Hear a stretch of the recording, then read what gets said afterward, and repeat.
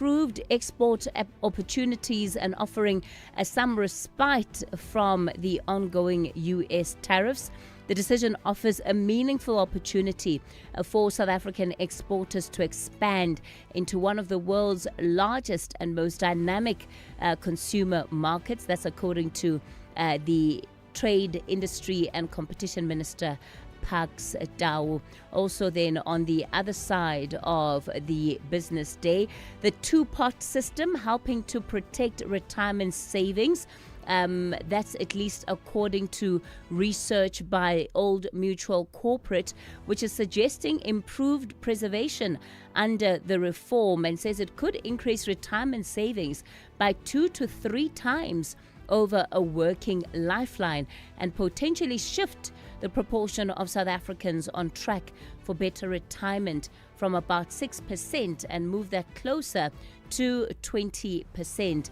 Inside the business day, it's a story we're going to be tracking later on within the 8 o'clock hour. The case of the NHI is in court, and it goes to the heart of how laws are made. And that's the argument that the Constitutional Court will be contending with. It will hear 2 high-stakes challenges to the NHI Act that cast the spotlight on how Parliament considered public input on the contentious legislation. Now, it's been set down for 3 days from May the 5th to the 7th. The applications brought forward by the Board of Healthcare Funders, that's the BHF, and an industry association for medical schemes and administrators, and the Western Cape government. Of course, the outcome has far-reaching consequences, and if the applicants are successful in this matter, it means that it's going to be sent back to Parliament. Will it be a case of starting from scratch, though? And the contention here is that the process followed was not as inclusive as it needed to be, that the public submissions made in this regard were simply not considered to the extent that they needed to.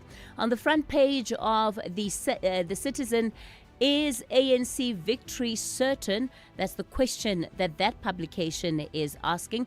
Despite Deputy President Paul Mashadila's confident prediction of an inevitable ANC win, analysts warn that the ruling party's support is weakening, coalitions are likely, and dominance in metros is slipping. And it's raising doubts about whether success is guaranteed in the 4th November local government elections. And on the front page of the Citizen, they have a picture of the South African men's 4x100 and 4x400 meter relay teams. They're celebrating with their silver gold medals on the second and final day of the World Athletics Relays at the Botswana National Stadium in Gaborone. Those wins taking place yesterday. On the front page of the Sowetan, it's a story about residents in Ebony Park that are forced to face a second winter without electricity. They've been paying heavily for gas and solar for lighting and cooking and heating. Surviving 12 months in the dark is the headline. Eskom is blaming illegal connections and demands household to pay at least 60% of the cost to replace the transformer. So you can get more details on that story inside the Sowetan. And the front page of the Star, Nigeria offers repatriation flights.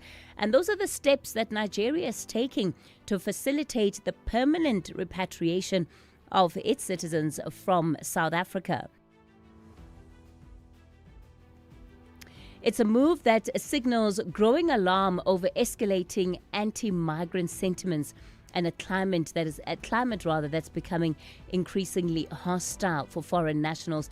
The announcement follows weeks of mounting tension, with protests targeting foreign nationals and renewed concern over the treatment of the undocumented migrants. And on the front page of the Star is then also the media briefing held by the Gauteng Premier's office yesterday, and that was in relation to the return of Mazwi Kubeka, and that particular media briefing held not only by the Premier but by the Police Commissioner and Kubeka's family, who of course are relieved but now have many more questions about what led to the kidnapping of their brother. So that's what you can expect to find on the front pages of the country's national publications. The East London IDZ, an entity of the Eastern Cape Department of Economic Development, Environmental Affairs and Tourism, presents the Eastern Cape Digital Economy Summit 2026, taking place from the 7th to the 8th of May at IDZ Conference Center, bringing together leaders, investors, innovators, and technology partners to shape the province's digital future. Investors ready to tap into the digital growth? Your next opportunity starts here. East London IDZ, business streamlined. For news on South African industry and mining, Creamer Media's Engineering News and Mining Weekly has you covered. Click through to Creamer Media's Engineering News each day for the latest on the people and companies shaping the energy transition and South African industry. Keep your finger on the critical minerals pulse by visiting Creamer Media's Mining Weekly. For deeper insight, subscribe to the Engineering News and Mining Weekly magazine, out on Fridays. Creamer Media, current, credible, comprehensive. This is Cathy Mohlahlana on the National Briefing. All right, it's 18 after 6 o'clock. Let's take a look at your weather for today. We have a yellow level 2 warning, severe thunderstorms with heavy downpours, resulting in localized flooding of roads, bridges and low-lying areas, as well as strong damaging winds and hail, leading to localized damage to settlements and infrastructure, those expected over the central parts of the Eastern Cape. A yellow level 1 warning, severe thunderstorms with heavy downpours, resulting in localized flooding of roads, bridges and low-lying areas, as well as damaging winds and hail, leading to localized damage to settlements and infrastructure, those expected over the northeastern parts of the Northern Cape, western parts of the Northwest and northwestern parts of the Free State. For your fire danger warnings, extremely high fire danger conditions are expected over the eastern parts of the Eastern Cape. Advisories: an intense cut-off low is expected to affect the eastern parts of the Western Cape as well as the Eastern Cape from Tuesday evening. This is the 5th of May 2026 until Thursday the 7th of May. As a result, adverse weather conditions are expected, including heavy rainfall, strong interior winds, and gale force coastal winds, damaging waves, storm surges, and possible disruptive snow in places over the high-lying areas. The public and small stock farmers are advised to take the necessary precautions. In Pretoria, your weather is partly cloudy with isolated showers and thunder showers, minimum 13, maximum 27. The expected UVB sunburn index is high. In Johannesburg, partly cloudy with isolated showers and thunder showers, minimum 12, maximum 26. In Vereeniging, partly cloudy with isolated showers and thunder showers, minimum 11, maximum 26. In Mbombela, morning fog patches, otherwise partly cloudy, minimum 18, maximum 27. In Polokwane, partly cloudy, minimum 16, maximum 27. In Mahikeng, partly cloudy with isolated showers and thunder showers, minimum 10, maximum 26. In Vryburg, partly cloudy becoming cloudy with scattered showers and thunder showers, minimum 12, maximum 25. In Bloemfontein, partly cloudy becoming cloudy with scattered showers and thunder showers, minimum 7, maximum 25. In Kimberley, partly cloudy becoming cloudy with scattered showers and thunder showers, minimum 12, maximum 25. In Uppington, partly cloudy with isolated showers and thunder showers, minimum 15, maximum 23. In Cape Town, cloudy with widespread showers and rain, wind moderate to fresh westerly to northwesterly, reaching strong until the afternoon, minimum 15, maximum 18. The expected UVB sunburn index is moderate. In George, partly cloudy with a chance of light rain from the afternoon, wind moderate to fresh westerly to northwesterly, minimum 12, maximum 20. In Gqeberha, fine, becoming partly cloudy with isolated showers in the afternoon, wind moderate to fresh southwesterly, minimum 15, maximum 22. In East London, fine, becoming partly cloudy with scattered showers and thunder showers, wind light and variable, becoming moderate southwesterly, minimum 18, maximum 27. In Durban, partly cloudy, wind light to moderate northerly to northeasterly, minimum 18, maximum 30. The expected UVB sunburn index extreme. In Richards Bay, partly cloudy, wind moderate to fresh northerly to northeasterly, minimum 20, maximum 34. And in Pietermaritzburg, you can expect morning fog, otherwise partly cloudy, minimum 13, maximum 30. The National Pulse, weekdays 3 to 6 p.m.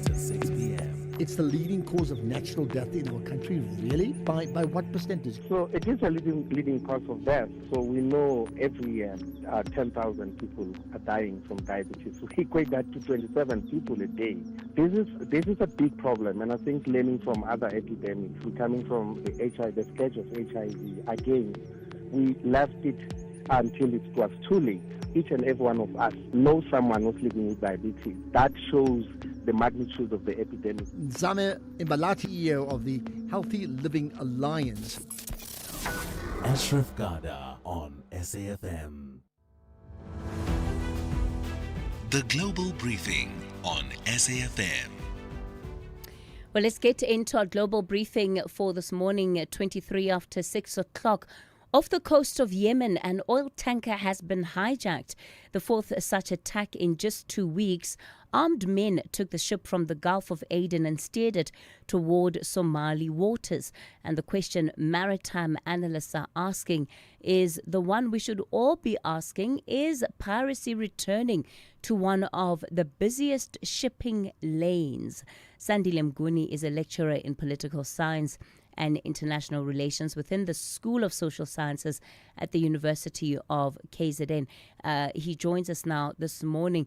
Mr. Mguni, good morning to you. Well, firstly, Africa imports the majority of its refined fuel by sea. If the Gulf of Aden piracy escalates, how exposed does this leave not only South Africa but broader African economies?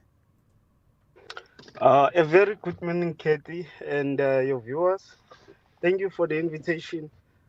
Now, in relation to piracy, it doesn't only create instability for African countries. Yes, I think for African countries, they will be most affected, especially the so-called stronger economies in Africa. We speak of South Africa and some of the other countries in Africa that heavily rely on oil. And most of the African countries, the sad part is that most of these countries rely on what would regard as to be the black or the carbon economy, where much reliance on oil is considered as the rule or an operation when it comes to oil.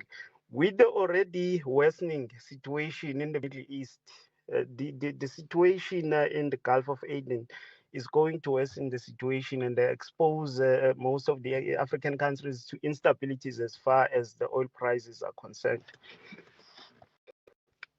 If we look at the navies then of these countries, would you say that they're prepared for this?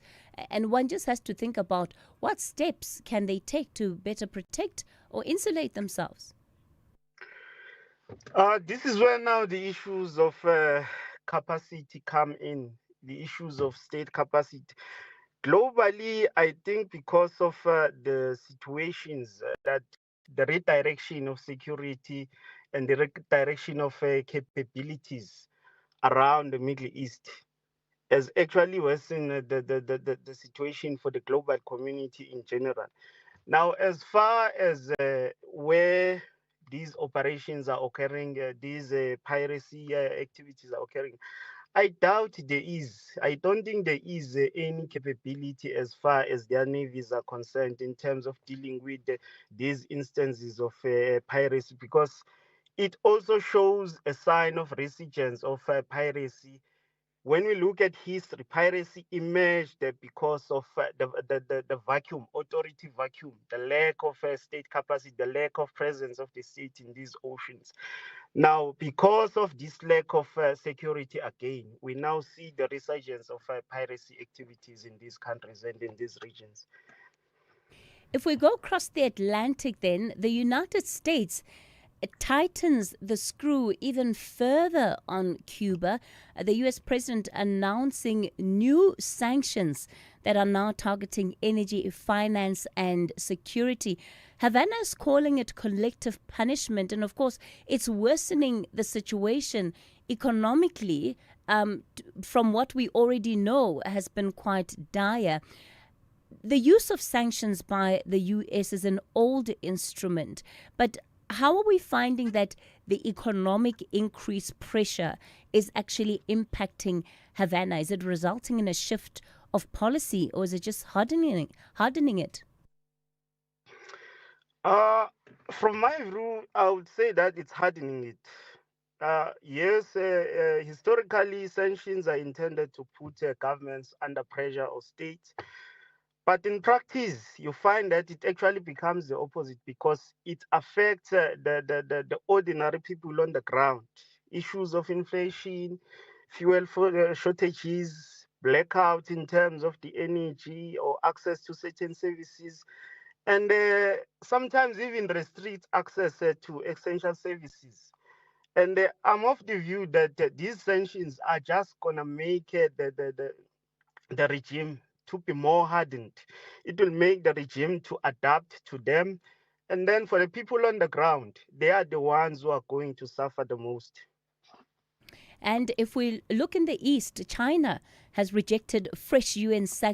sanctions linked to Iran's oil trade. It's called them illegal and has now instructed Chinese companies not to comply. It's clear that the fault lines between Washington and Beijing are deepening. Is this, I guess one wouldn't really call it subtle diplomacy, would we? Yes. But what does one then make of this open defiance and the stance that China is taking? I would say that this is the case of global power and competing authority over international trade rules. It's all about the struggle that is widening between China and the United States, and also what is considered as to be a legitimate economic behavior. And for Beijing's response, I'm of the view that they are also somehow showing their resistance and also pushing toward what we'll consider as to be a multipolar system where US's dominance is no longer contested, or US's dominance is considered as to be not as strong as it was historically. And I don't think that China will comply to these suggestions or to this pressure that is being put by the United States. Let me thank you for your time this morning, Sandile Mguni. He is with the University of KwaZulu-Natal. All right, so one of the big stories we'll be tracking is around the kidnapping and subsequent release of the spaza shop owner. This is in Vosloorus, and really asking questions about what is behind that kidnapping of Mazwi Kubeka, and is this a broader pattern that we are seeing? You are also raising concerns about it this morning. Good morning, I'm Anne Musa. In the headlines, witness G will testify before the Matlanga Commission of Inquiry in Pretoria this morning. The crime intelligence officer, who's believed to handle informers, will appear remotely and off camera but audible to the public. People accused of kidnapping and extortion are expected to appear in the Kagiso Magistrates Court with Johannesburg today. The suspects were arrested on Saturday after police successfully rescued a 30-year-old man in Kagiso. And Iran has warned it will consider any U.S. attempt to interfere in the Strait of Hormuz a violation of the ceasefire.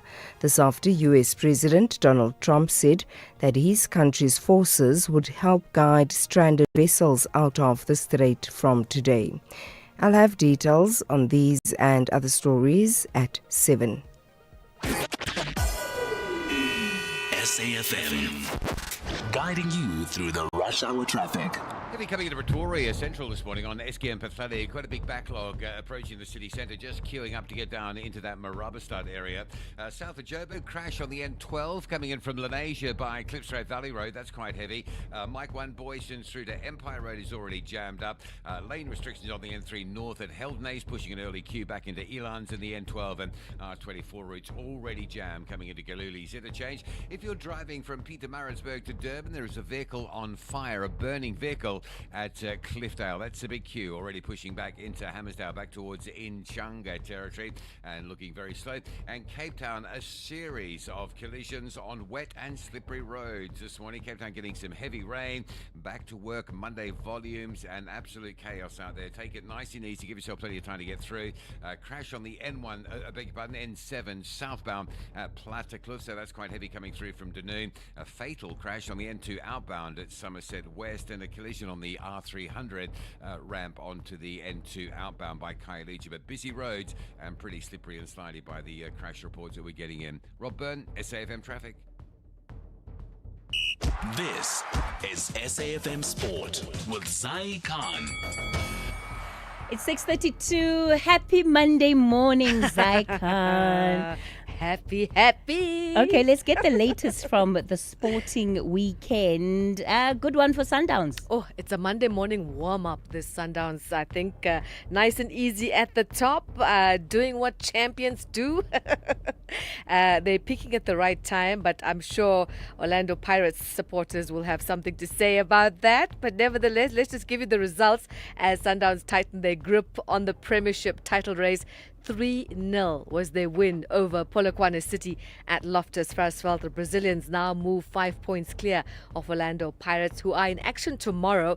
Sundowns will host Kaizer Chiefs in a crucial clash on Wednesday. Polokwane City remains 6th, still chasing a top 8 finish.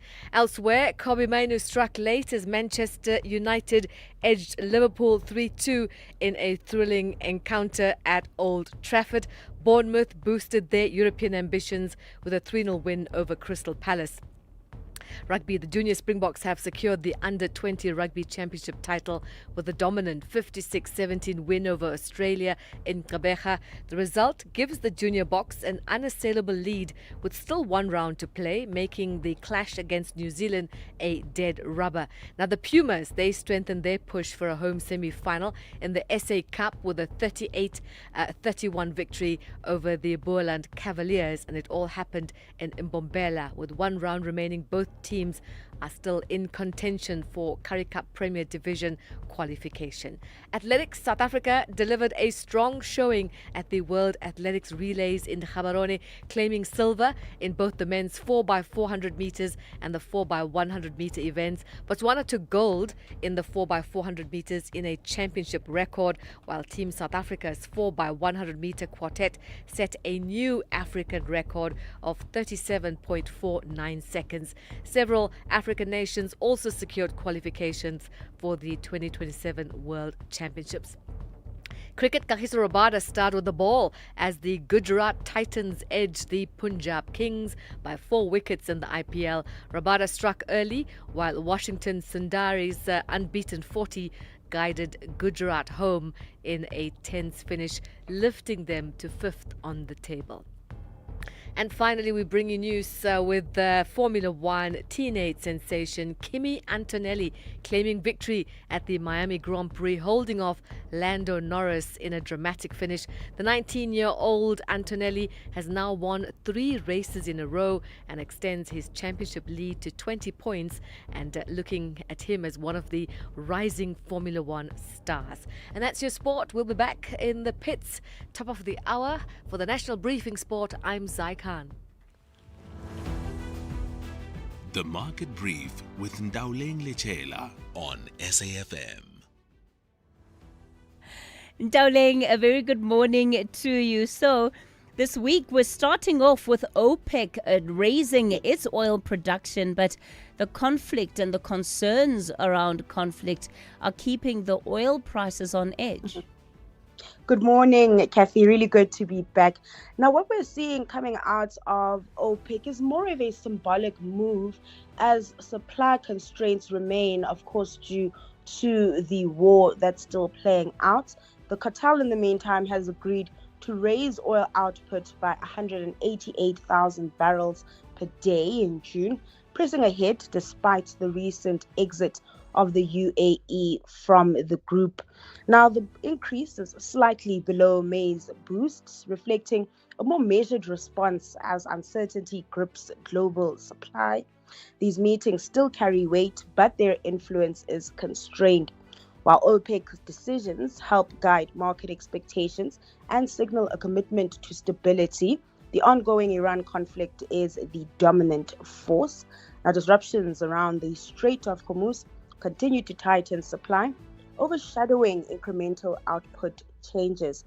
Until geopolitical tensions ease, oil prices are likely to respond more to developments in the conflict than to policy shifts from the producers. Now, the same supply shock is also feeding through into transport costs and shaping broader consumer behavior globally, particularly in energy-dependent sectors. Now, talking shifts in consumer behavior, we are starting to see a shift to EVs that's somewhat accelerating. In March, demand surged across Europe, with countries like France, Germany, and the UK recording a 44% jump in EV sales. Markets such as Italy and South Korea also saw sharp increases, showing how quickly consumers respond when fuel costs climb. Now, globally, 1.1 million electric cars were sold, making up 17% of all new vehicle sales. While sales dipped in the US and China, strong growth in Europe and Australia offset the slowdown. Analysts say higher fuel prices and more affordable models, particularly from Chinese manufacturers, are driving the trend as consumers look for cheaper, more sustainable alternatives to petrol and diesel. Coming back home, looking at EV shifts within the continent, electric vehicle adoption remains low, with uptake constrained by high costs, limited charging infrastructure, and policy uncertainty across many markets. But let's look at what's playing out in markets. Trade remains choppy as investors weigh up geopolitical developments, and so we see oil remaining elevated around $113 a barrel this hour. Over in the US, stocks closed last week mixed, with traders assessing earnings, economic data, and big central banks' monetary policy moves. Investors back home also tracking international developments, ending last week in the green with the JSE All Share up 1.1%. And then looking at currency markets, the rand staging a bit of a comeback this morning from about 16.19 to the dollar last week to 16.61 this morning. Against the pound is at 22.57 and 19.48 to the euro. Now that's a wrap of your market briefing this hour. Catch you back around 7:30. Africa in Focus with Advocate Sipho Mantula on SAFM. Refreshing morning, Advocate Mantula. So this morning then we'll start off. I'm laughing because I've stolen your greeting now. Refreshing morning, this is Cathy and Jumbo Africa to the listeners. This morning we start off in Namibia. I see the celebrations around Namibia cancelling or being able to have full repayment of the IMF debt. How significant is it? This is very important, Cathy. Hence, we are posing the leading question to say which African country should be next to say goodbye to IMF. Namibia is out of structural adjustment, what we call neoliberal lectures, foreign control. And here we're talking about 23,887,500 that was owed to IMF, that Namibia is able to can clinch that zero balance. Other African countries that have picked up, Lesotho is also low, Comoros, Djibouti, Sao Tome, Principe, and others that are following that I see, Cape Verde, Burundi, Seychelles, and Equatorial Guinea. This is very important for Namibia now to chart its way forward and not having this foreign debt from IMF. Let's look then at South Africa and the Pan-African Parliament. It was a height of events over the past week, actually, when the Pan-African Parliament set for its ordinary session, the 7th extraordinary session, to appoint the new leadership that has come from Algeria now as the AU chairperson.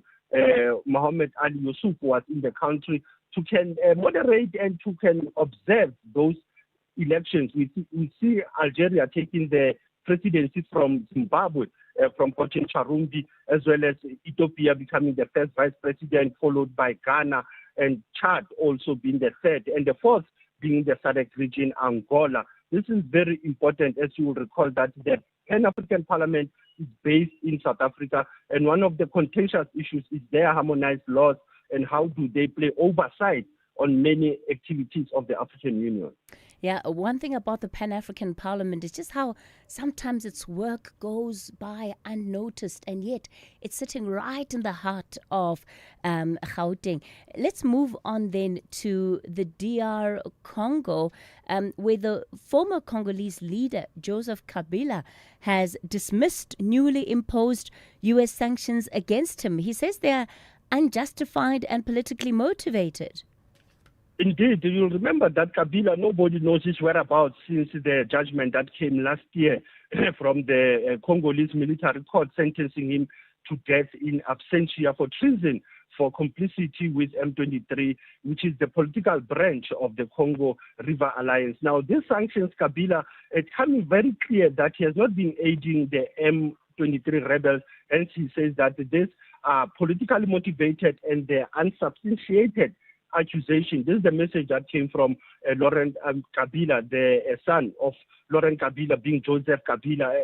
Actually, this is Cathy now coming very clear, saying that for him, he's not being involved with the M23. The M23 has not come out clear in terms of those sanctions, as we know that the U.S. have sanctions also Rwanda as well as Kabila now. Oh, Advocate Mandula, the 4th of May, 1960. Quite a significant one for the South African history record. That is quite true when you look at the legal framework. When Robert Mangaliso Sobukwe was sentenced to 3-year imprisonment for incitement of Sharpeville massacre. Despite that, we know Sobukwe led a march on the 21st of March in 1960 in Orlando Police Station. Let's give the listeners a clip of his son, Dalindyebo Sobukwe, who visited him when he was young at the age of 6 years. And remember, there was Sobukwe Clause Act that came after Sobukwe was re-arrested again in the late 60s. I only knew him starting when we went to visit him at Robben Island. At the time, I didn't know whom we were going to visit. I didn't know that I had a father, for that matter. I think I was around 6. We stayed together with him for the entire 2 weeks, spending mornings, afternoons, and evenings confined inside that place of his. There was no living soul never around him. He was kept under solitary confinement for the duration of his stay there. If that's not suffering, I don't know how would you term that. I was just happy when I was around him, even though we didn't talk much. That was the son of Robert Mangaliso Sobukwe, his case visiting his son. Remember, being the late Mayor Veronica Zondeni Sobukwe visited him there. A writer, also Benjamin Pokrand. This was the man, when you think of Robben Island now, with its current politics. We will talk about it maybe during this Africa Month, importance of our heritage sites. Also, when people look back at the history of Africa Month, people like Sobukwe spoke about United States of Africa. Asante sana Cathy, as we're still in the conversation, SAFM observing the Africa Month. There's a song that goes, "Money can't buy me love." And that's true. But then they told us all you need is love, which anybody with a mortgage will tell you most certainly is not true. Love won't pay your parking tickets or your student loan. It's also needy. It requires effort, availability, constant care. But more importantly, love requires time. And while money can't buy you love, it can certainly free up some of your time. Time to spend on the things you love, with the people you love. And if you're looking, maybe even time to find the one you love. That's why, after 50 years of investing, we've learned that time is the greatest gift of all. And the good news is, if you invest early, time gives you money. And then money gives you more time to do the things you love. And don't you love that about investing? Ellen Gray, long-term investing. Ellen Gray is an authorized FSP. Neighbor to neighbor. Chomi, this one is for you. The time is now. If you are still using a Sasa Gold card, it's time to replace it with a Postbank Black card. Visit a selected Postbank replacement site near you. Bring your ID and get your Postbank Black card. For general questions, call Postbank Customer Care on 0800 53 54 55. To find active replacement sites, dial *120 *355 #. Postbank will never ask for your PIN. Terms and conditions apply. The National Briefing on SAFM with Cathy Mohlahlana. 6:47. Thanks for tuning into the show this morning. Let's get into this story now. 3 out of 4 assault rifles and a grenade launcher all stolen from inside one of South Africa's most sensitive military precincts. The break-in at Take Base in Littleton was discovered on the 27th of April. What led to it was a storeroom door forced open and a hole that was cut through the perimeter fence, all discovered accidentally by one of the officials on duty. Now, this is not new. In 2019, 18 R4 rifles were stolen from the same base and were later found to have been an inside job, an inside job involving SANDF members. So why does this keep happening at the same military base, and who has been held accountable? We're joined by the chairperson of Parliament's Portfolio Committee on Defence and Military Veterans, Mr. Dakota Lekwete. Mr. Lekwete, good morning to you. Thank you so much for your time. Look, I mean, the situation becomes almost laughable when you see a breach taking place on the premises of what is supposed to be the country's greatest show of force, of security, the SANDF. It's supposed to be impenetrable. Good morning to you, Cathy, and good morning to all the listeners of SAFM. Look, indeed, from our side as the Portfolio Committee, we are quite disturbed by recent developments in the ammunition depot of the South African National Defence Force. You would know, you are speaking about 2019, but it's not only the one. There was also a break-in Simonstown in our naval base ammunition depot. And one of the guns, rifles which were taken from Simonstown, was found in one of the cash-in transits in our country in Gauteng. Now, it's quite disturbing because it borders on terrorism, it borders on criminality, and it's a threat to our national security that ammunition depots which belong to the National Defence Force can easily be broken into, and those arms, we are not sure where would they end up because these are high caliber weapons, a grenade launcher and an R4 automatic rifles. Those are heavy artillery, which can even cause a civil war if we are not careful or timid to this situation, and it cannot be allowed to continue this way. I think Hetzma's role, the executive, the minister, including the executive, the commander-in-chief, the president, must find it in their heart to follow up on this matter so that we get rest, because this is a threat to our national security. Such high-caliber weapons cannot be in the hands of wrong people or the criminal element. The country is in trouble. We are under serious security threat, and I think it's a matter that needs attention, including from the top brass of our military in the country. Our generals, some of them must find time to get to the bottom of what is happening, lest we find ourselves in a situation where there would be no peace and stability in our country, because we know now today through global geopolitics that peace is not permanent. At any time when such things happens, it's a serious threat to our national security. There's a big question around the full loss when it comes to these firearms. Have you, as the committee, asked or even received a full firearms loss register from the SANDF? Yes, indeed, we have done that through the Board of Inquiry of the National Defence Force, which deals with disciplinary matters, or what would be referred to in the past as a court martial. We're still awaiting their reports on the loss of firearms in the National Defence Force, because it's quite concerning that so many guns, it's now almost over 20 of them which have been lost, and 20 guns, automatic rifles. I can tell you, they can do anything that is very negative to any national interest. And it's not something that can be taken for granted. We will make a follow-up as the portfolio committee to get to the bottom of this problem, and we want the heads to roll, because we cannot compromise our national security. And soldiers cannot be timid. We want to call on our chief of the National Defence Force and all our generals to attend to this situation, because we cannot compromise our national security. We cannot at any point be timid or casual with our national security, because this is a serious threat.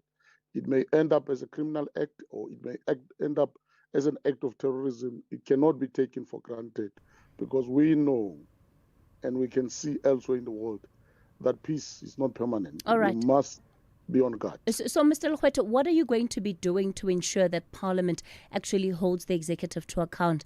I hear you talk about how the president needs to find it in his heart, the minister, but this is not something that should be left to the consciousness, right, of our leaders. You, as Parliament, can take steps to hold the executive accountable over these matters.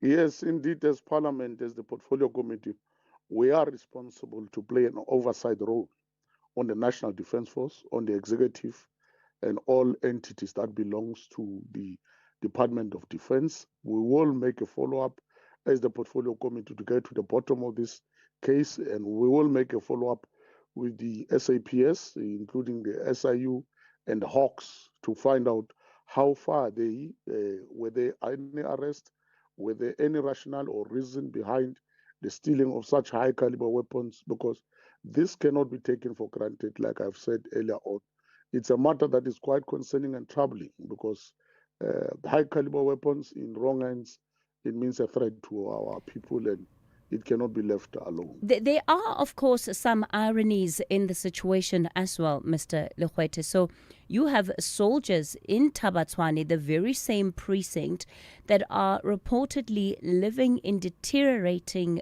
conditions. There's reports of leaking roofs, of unpaid allowances, and it really speaks to the conditions of service, right, that these SANDF members are being subjected to. Are we creating the very insider threat that we as a country are saying that we want to stop? Look, there is no justification in whatever situation that we find ourselves to promote crime and corruption, despite the conditions. I think the matter of the condition of services, it's a matter that the trade unions or even the soldiers can raise with their senior officers within the military, or they can raise it with the members of the executive, which is the minister and the deputy ministers. But for any promotion of crime, like the stealing of weapons, like the stealing of automatic rifles, it cannot be a justification. I think that particular matter, it belongs to both the employer and employee, and there are processes in terms of how you deal with such a case. But the stealing of weapons cannot be a justification. And I must re-emphasize it, because it's very much clear that despite the conditions of the living of the soldiers, that belongs to public works. We have engaged them to try to improve the conditions, including some of our military bases, so that our soldiers can stay in proper dormitories and hostels as they do their work training and refresher courses, so that is taken into consideration. But the justification of stealing of weapons, it cannot be the reason and the rationale. I think we can do better as a nation rather than being clumsy, timid, or casual. All right, we'll leave it there. Dakota Lekwete, the chairperson of the Portfolio Committee on Defense and Military Weapons. Certainly a very concerning matter. We'll take some of your reflections on that shortly. Rob Byrne, you're standing by. Rob, a very good morning to you. SAFM, guiding you through the rush hour traffic. A very good morning and a happy Monday to you, Cathy. The N12 coming through from Protea Glen and Lenasia on your way to Joburg. Crashes by the Klipstroom Valley Road exit. That's causing quite a heavy backlog. Some delays on the M1 between Bayers Nordia and the point just after Malabongwe Drive that we'll keep an eye on. If you're driving into Pretoria this morning via Mopoli Highway, it's a heavy queue from basically Brits Road all the way down onto Eskia and into Marabastad in the CBD. A lot of busy traffic that side this morning. N2 coming out of Amanzam Toti up to Durban, busier than you would like and busier than you might be expecting as you pass Prospect, and a very busy morning around Cape Town. Wet weather conditions, everything on a go slow. Plenty of crashes as well. One on the N2 inbound at Khayelitsha, one on the N7 south at Plattekloof Road, and those two are holding things up. And also a broken down bus M3 inbound at UCT. That's a delay right back to Constantia. Rob Byrne, SAFM Traffic. Do you ever call you like to sell, but don't trust your uncle or your pal? Then we buy cars, it's just for you. Buying cars is what we do. We offer service with a smile. We always go the extra mile. Use a place that you trust and sell your car to us. We Buy Cars, the easiest way to sell your car by far. Is your business struggling with cash flow, job losses, or low productivity? You're not alone.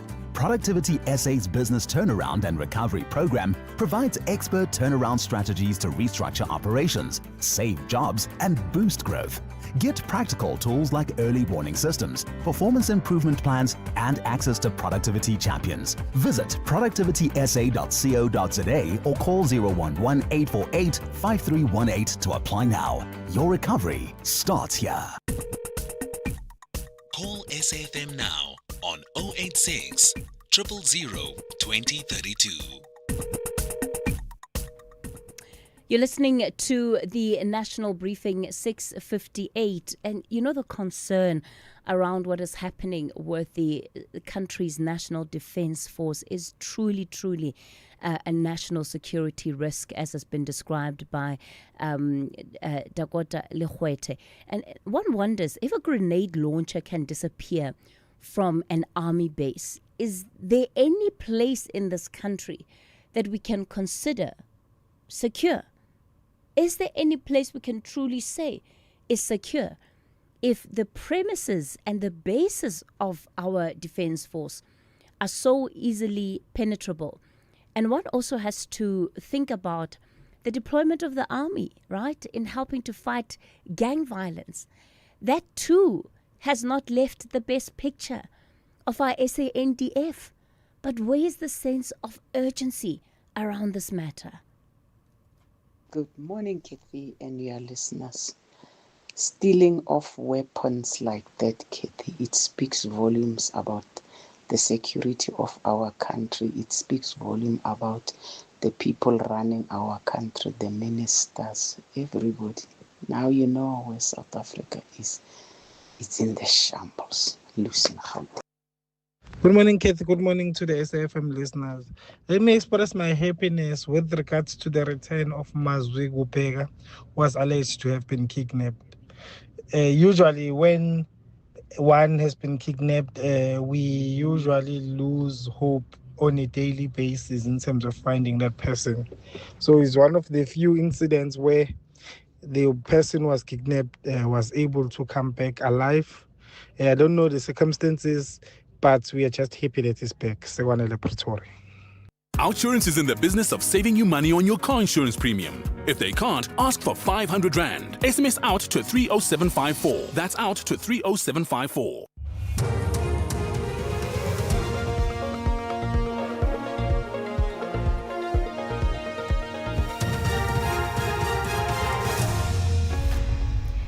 In our top stories, witness G to testify before the Matlanga Commission, and Mbalula distances himself from ANC Northwest Conference. Good morning. Witness G will testify before the Matlanga Commission of Inquiry in Pretoria this morning. The crime intelligence officer, who's believed to handle informers, will appear remotely and off-camera but audible to the public. Advocate Matthew Chaskelson will lead Witness G's evidence. 3 people accused of kidnapping and extortion are expected to appear in the Kagiso Magistrates Court west of Johannesburg today. The suspects were arrested on Saturday after police successfully rescued a 30-year-old man in Kagiso. The man was abducted during a housebreaking incident in the area on Friday. Police say the kidnappers demanded a 500,000 rand ransom. Gauteng police spokesperson Dimakatso Nebuhulwi. Through intelligence-driven operation and technical surveillance, the team traced the suspect to a premises in Tshepisong, Phase 1. 3 suspects were apprehended at the scene, and the team further seized a white Suzuki bike, Capitec bank cards, and cell phones believed to have been used in the commission of crime. The victim has since been reunited with his family. All 3 suspects are expected to appear before Kagiso Magistrates Court on the 4th of May 2026, facing charges of kidnapping and extortion. ANC Secretary-General Fikile Mbalula has distanced himself from the recently concluded conference in the Dr. Ruth Sekgomotse Mompati region in the northwest. 2 branch members obtained an urgent court interdict to halt the conference, but the provincial ANC filed an appeal and went ahead with the conference. In his letter to the provincial structures, Mbalula said the conference was irregular and any nominations and elections were therefore suspended. ANC provincial spokesperson Tumelo Maruping.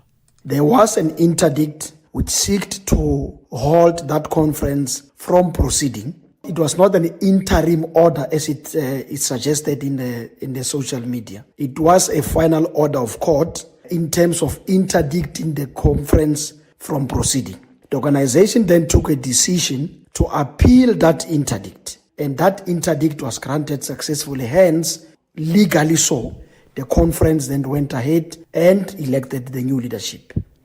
The police dog unit will join the rescue team deployed to Metswetsaneng village in Kuruman in the Northern Cape to search for a man. The man went missing on Thursday last week. Another man's body was found at the weekend. The men were swept away when they attempted to cross a submerged bridge following heavy rains which led to flooding in the village. Provincial Police spokesperson Sherelle Aliers. After encountering dangerous conditions, the team managed to locate and retrieve the body of a 44-year-old man on Sunday, the 3rd of May at approximately 1 o'clock in the afternoon. Search efforts are continuing to locate the body of a second male presumed drowned. The SAPs have once again urged the community to be vigilant at all times and to steer clear of flooded areas. And finally, Iran has warned it will consider any U.S. attempt to interfere in the Strait of Hormuz, a violation of the ceasefire. This after the U.S. President Donald Trump said his country's forces would help guide stranded vessels out of the strait from today. He says any interference in the process, which is calling Project Freedom, will be dealt with forcefully. The BBC's Peter Bowes reports. The US will be using its vessels to guide those other ships that the president implies that the crews members on those ships have been suffering through essentially having to wait for so long to see this conflict resolved, and that doesn't appear to be likely in the foreseeable future. So he's doing everything possible, he says, to get them to safety. Recapping the top story, Witness G will testify before the Matlanga Commission of Inquiry in Pretoria this morning. The crime intelligence officer, who's believed to handle informers, will appear remotely and off-camera, but audible to the public. For SAFM News, I am Anne Musa. OUTsurance will go out of their way to try and save you money on your car insurance. If they can't, ask for 500 Rand. SMS out to 30754. That's out to 30754. If your gym was becoming too expensive, you'd switch, right?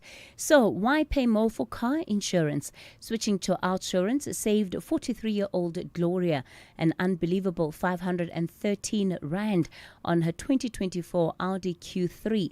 Get a quote now, and if our insurance can't save you money, ask for 500 Rand or 1,500 Rand if you've been claim free and with the same insurer for 3 years. Do it now. SMS out to 30754. That's out to 30754. Licensed insurer and FSP, T's, C's, and information online. Very good morning to you in your SFM Sports Headlines. Rugby, the Junior Springboks crowned under-20 rugby championship winners, and they did it in absolute dominant fashion. And in soccer news, Mamelodi Sundowns stretched their lead at the top of the Betway Premiership. Details around 7:30. SAFM, guiding you through the rush hour traffic. Morning heavy backlogs into Pretoria using the mighty Mopani Highway option. Queues really from about Brits Road, Theo Martins, all the way down onto Eskia, all the way down into Marabastad. There's traffic basically all the way through there. Joburg's N1 North queuing passing Randburg up to a point just after Malabongwe Drive. The N12 from Protea Glen still struggling along into a crash scene on your way to Joburg. That collision scene just by the Klipstroom Valley Road exit. Munzum Toti, KZN South Coast, coming up the N2 into Prospecton. Quite a backlog of traffic this morning, heavier than normal on the N2 in that Prospecton area. Also, the M13, Hillcrest to Kloof, looking rather slow. Earlier vehicle fire at Cliffdale, basically out of the way. That traffic backlog has eased up through there. And Cape Town, a lot of collisions this morning on wet and slippery roads. The N2 inbound, a crash at Khayelitsha causing a backlog. There's a collision on the N7 South just past Plattercliff Road, holding traffic badly from Dunoon. And a broken down bus on the busy M3 inbound at UCT. That's pushed the queue right the way back beyond Constantia. With your traffic update, I'm Rob Byrne. The National Briefing on SAFM. Clarity, context, and conversation. This is where the day begins with Cathy Mohlahlana on the National Briefing.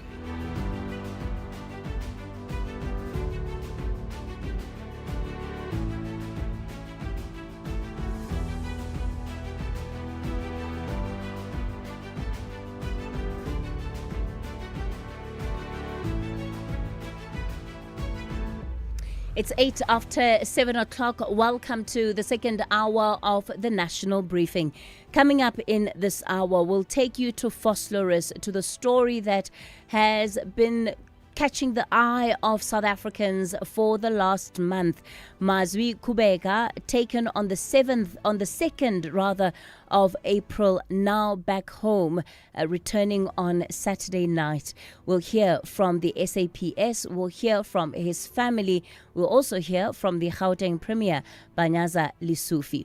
And then in the reality check slot this week, we welcome a brand new contributor, Professor Tshepo Madlingozi, a commissioner to the South African Human Rights Commission, but also esteemed academic. He'll be pointing us to the national question, the very question he says South Africa has never been brave enough to answer.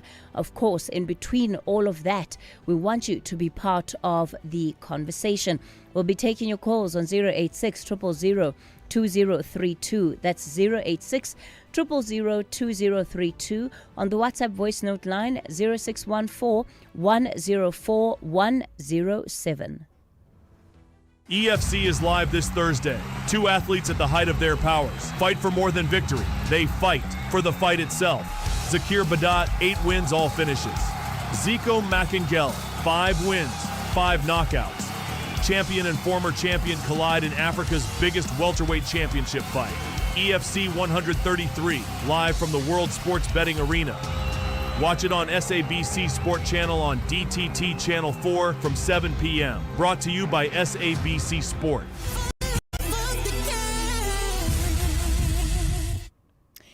If your mechanic was becoming too expensive, you'd switch, right? So why pay more for car insurance? Switching to insurance saved 35-year-old Zanai a whopping 1,180 rand on her 2017 Mercedes-Benz GLA. Get a quote now, and if insurance can't save you money, ask for 500 rand or 1,500 rand if you've been claim free and with the same insurer for 3 years. Do it now. SMS out to 30754. That's out to 30754. Licensed insurer and FSP. T's, C's and information online. With the ever-changing financial landscape, it can be difficult to make sense of all the moves at times. Join me, Jimmy Moyaha, on the SAFM Market Update with MoneyWeb, Mondays to Thursdays, 6 to 7 p.m, as we break down the key market trends, top financial stories, and smart investment insights, all in one place. It's everything you need to stay financially informed and ahead of the curve. This is Cathy Mohlahlana on the National Briefing. Well, let's get into our big story then for the morning. It's 11 after 7 o'clock. Mazwi Kubeka is home after 31 days in captivity. The 27-year-old spaza shop owner was released over the weekend. He was abducted on his way to the bank on the 2nd of April. It has, however, raised a lot of questions around the nature of his kidnapping and really what drove it. The Gauteng Premier Banyaza Lesufi says the suspects include both South African and foreign nationals.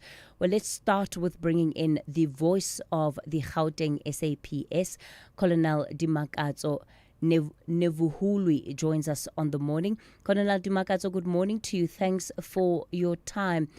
The family, of course, of Mazwi Kubeka have so many questions around what was behind this particular kidnapping. What do you, as the police, know now? Thank you very much, Cathy, and good morning to the listeners of SAFM. Indeed, we were investigating this matter. Mazwi was reported missing to the police by his sister on the 3rd of April. And starting from then, the police immediately started with the investigation. As per the norm in the South African Police Service, when a person is reported missing, we activate a venue operational center whereby all the resources are pulled together and all the specialized units are pulled together so that the search can begin. And that team will also include the community policing forum, because we also need the community, especially when a person is missing, so that we can all search in all areas. So since the Mazwi was reported missing, we have been investigating and we followed up on all the information that we are receiving from the family, including the possible witnesses that were indicated to, which also led to, there were 3 people of interest that they were mentioned. And the police also followed up on that information. Those 3 people were brought in for questioning, their statements were taken in, and those statements will form part of the investigation, and we will continue to investigate. And as you said, on Saturday, Mazwi presented himself to the police in Fosluras. According to what he relayed to the police, is that he was kept. He can't account as to exactly where was he kept, but he remembered that he's not sure whether it was a first ground or what, but he was kept. He was the whole time blindfolded, but he could hear that there were 2 foreign nationals that were guarding him in that premises, and that he was released on that evening, and he didn't know where he was. He only started getting familiar when he saw Carnival City, and that's when he walked to the road, and he hitchhiked from a motorist who dropped him at the police station, whereby the investigating officer was called in to come and attend to him. And according to the investigating officer, he was visibly shaken. And as if the person has been missing and he's found kidnapped, yes, and he's found, we have to take them for medical assessment before anything else, because we don't know what could have happened. So he was taken for medical assessment, and after that, that's when the IO took a statement. But I must also put it out there that statement might not be the final statement, because remember, this person was still visibly shaken, was still traumatized. So we still need to go back and retake the statement, and maybe he might have left some accounts when we were initially taking the statement. So we're going to go back and retake the statement when he's calm and relaxed. Colonel Dimakatso, there's some reports that are saying he was able to point out at least 3 suspects to the police that were part of or involved in this kidnapping. Have those people been arrested? Not 3 suspects, Cathy. Like I said, those 3 people, we were pointed out to them by the family. Hence, their statements were taken even before Mazwi was found. What he could say, that he said he could identify 1 suspect, But so far, he hasn't identified that suspect. That's why I'm saying we are still investigating. Even the motive, this case is still active. It has not been closed. Doesn't mean that Mazwi has been found. Now the case has been closed. We are still going to investigate because we still need to also to know what was the motive behind the kidnapping and who are the faces behind this kidnapping. So those are the information that we'll be following up. Not three cases. We pointed out that he can identify one person. Okay. So that is the information that is part of the investigation we are following up. That's fine, Colonel. Thanks for that clarity. If we look at the broader issue behind this kidnapping, it's that it's linked to pressure that local spaza shop owners, South African spaza shop owners, some of them have reported being under pressure from foreign nationals to sell their businesses over to them. If we're to talk about patterns here, in the past 12 months, how many cases of a similar nature have been opened in Gauteng? And are you treating this as part of a broader syndicate, or is it an isolated incident? In this case, Cathy, I will say it's an isolated incident. Remember, like I said, we haven't also unraveled what is the motive. We are working into unraveling what is the motive and who are the real suspects behind this kidnapping. So we cannot at this time pinpoint and make a conclusion to say this is related to they wanted to take him out of the spaza shop. But it's not something that we are leaving out. But at the same time, we cannot conclude that that is the main motive. Like I said, the motive is pending investigation. Is there a pattern, though, that you've identified? No, not really. Like I said, it's an secluded incident. Okay. Colonel Dimakatso, there's also another question I would like you to respond to. And these were allegations that were made on this platform in the last week by one of the leaders of March and March, Jacinta.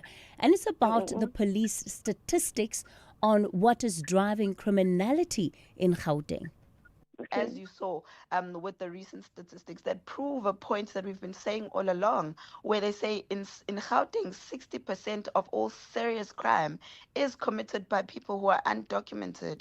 And these are the things that they need to worry about. You can't be worrying about something because it doesn't or it fits your narrative. If you are being truthful, if there's recent statistics that have been released by the police, Cathy. It was all over the news, my dear. Okay. The statistics say 60%. You can go and Google this while I'm speaking to you. 60% of all organized serious crime in Gauteng is committed by undocumented people, which is something that we have been saying all along. Colonel Dimakatso, is that true? Do you have those statistics? We've certainly struggled to find them. Cathy, unfortunately, that is not true. You know, the notion that crime is committed by a foreign national, it cannot be true because as the SAPS, when we look at the stats, we don't necessarily look at the nationality of the suspect, but we look at the crime. And we also, irrespective of who committed the crime, even at court, when a person is going to be convicted, they're not going to look at the nationality, but they're going to look at the merits of the case and the crime that is committed. So to say that so many percentage of foreign nationals are not, it cannot be true because with us, when we analyze, we don't look at that.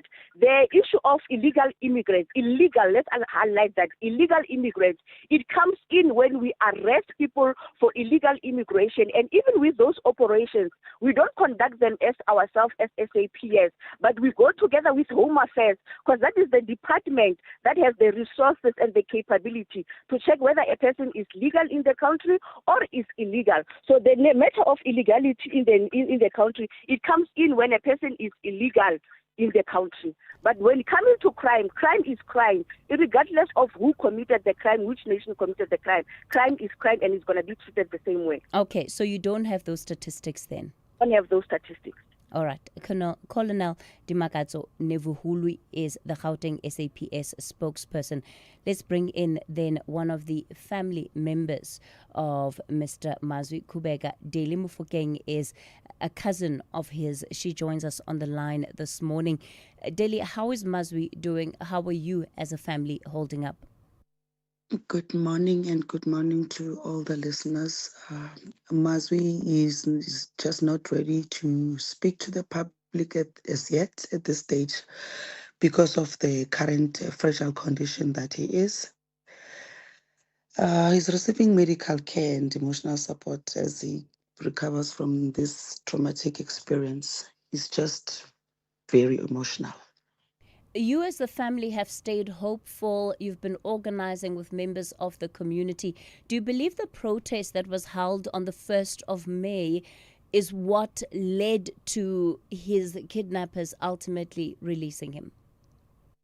That's 100% correct, because he even told us that he was asked as to who exactly he is, because the whole country is standing for him. So the march is the reason why he was released. What do you understand to have been behind his kidnapping? The police are saying they are still trying to piece the pieces together. From the information that we gathered soon after his disappearance, we were told that there's a South African who has been putting so much pressure on him to sell his pizza shop to a foreign national. And he was just keeping pressuring him over and over again. And he was even asking this person, why am I supposed to give up my pizza shop, whereas I'm also renting?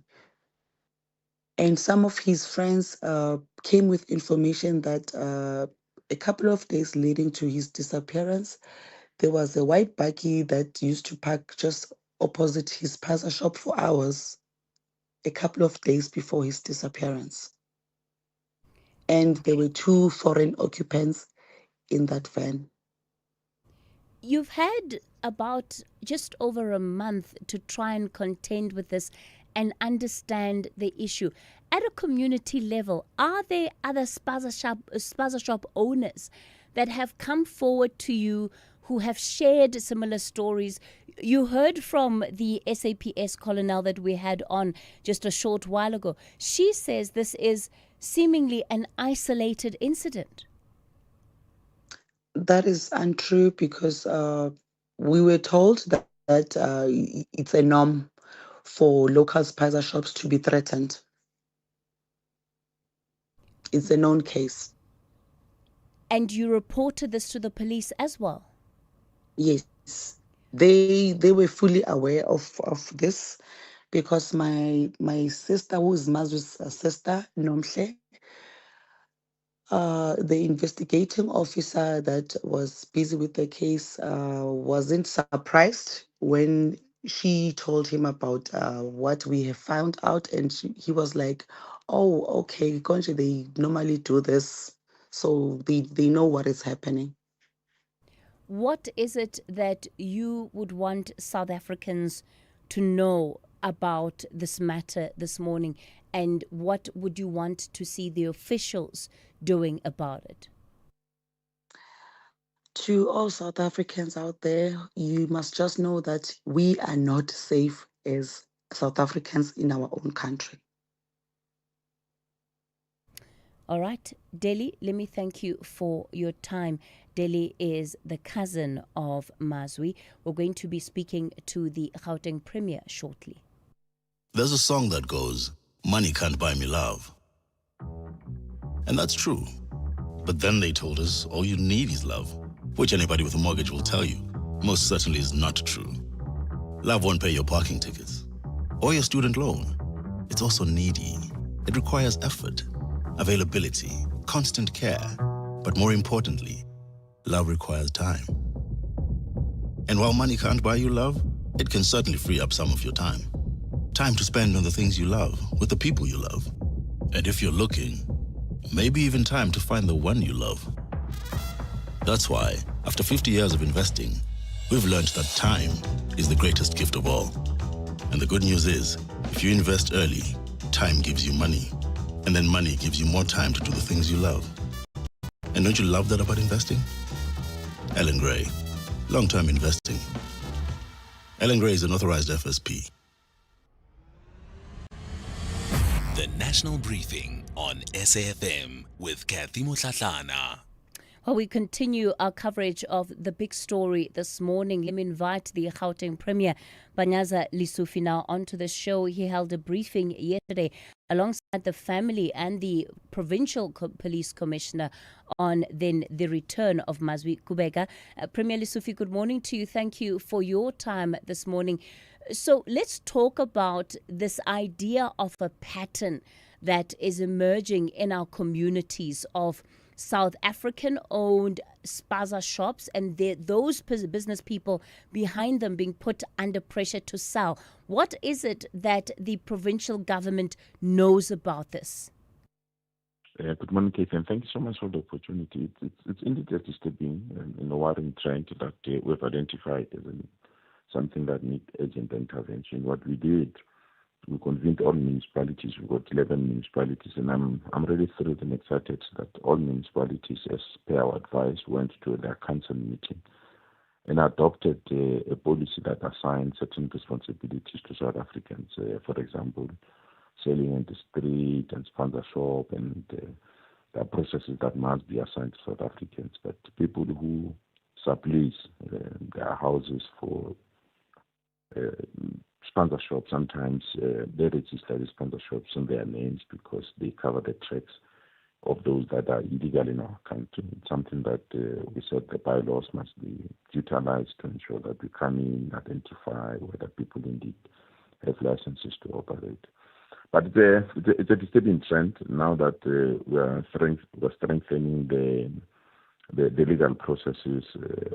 Obviously, the Mazwi case is an indication that they've now taken an off-ramp of intimidating South Africans. But we can't tolerate and accept that. I mean, we really believe it. That is why we put all the relevant resources to trace Mazwi and interview him so that we can get the information and get the syndicate behind this matter. Because if people are going to be intimidated for operating business in their own country, it's completely unacceptable. So it can't be tolerated. And that's the part that we're working on, Cathy. So, Premier, just to understand, the province's response is then to coordinate local government to enforce what? To bring in bylaws that basically reserve the operations of spaza shops and other activities in the informal market to South Africans, solely to South Africans. Indeed. We've done that. Remember, we had a case of children that were eating contaminated food that came from this stores. So together with national government, provincial government, and local government, we went on a strategic approach on how to respond to this. And part of the responsibility was for us to coordinate the activities of ensuring municipalities pass bylaws and municipalities enforce licenses and ensure that only certain communities are given the responsibilities to run the shops, mainly South Africans. And in Ekurhuleni in particular, they went beyond that by specifically allocating sites for South Africans. As I said, it's a difficult thing because even in doing so, people have found a way of bypassing those responsibilities by posing as South Africans or fronting for some people that are not supposed to own the sponsor shops. And what does this mean for those shops that were already owned by foreign nationals, Premier?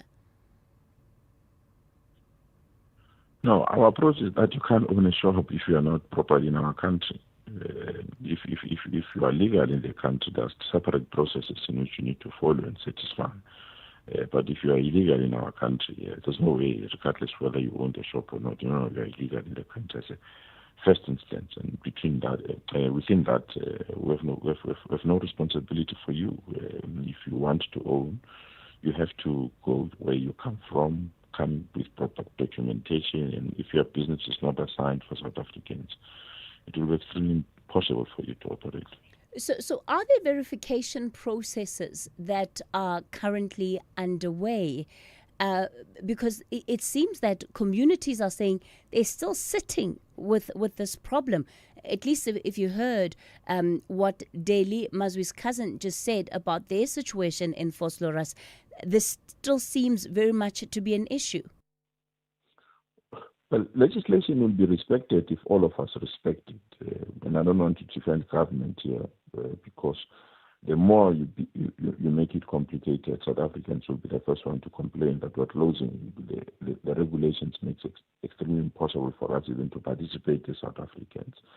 For example, there might be some threshold, there might be some documents that are needed. You find that even South Africans don't have those documents.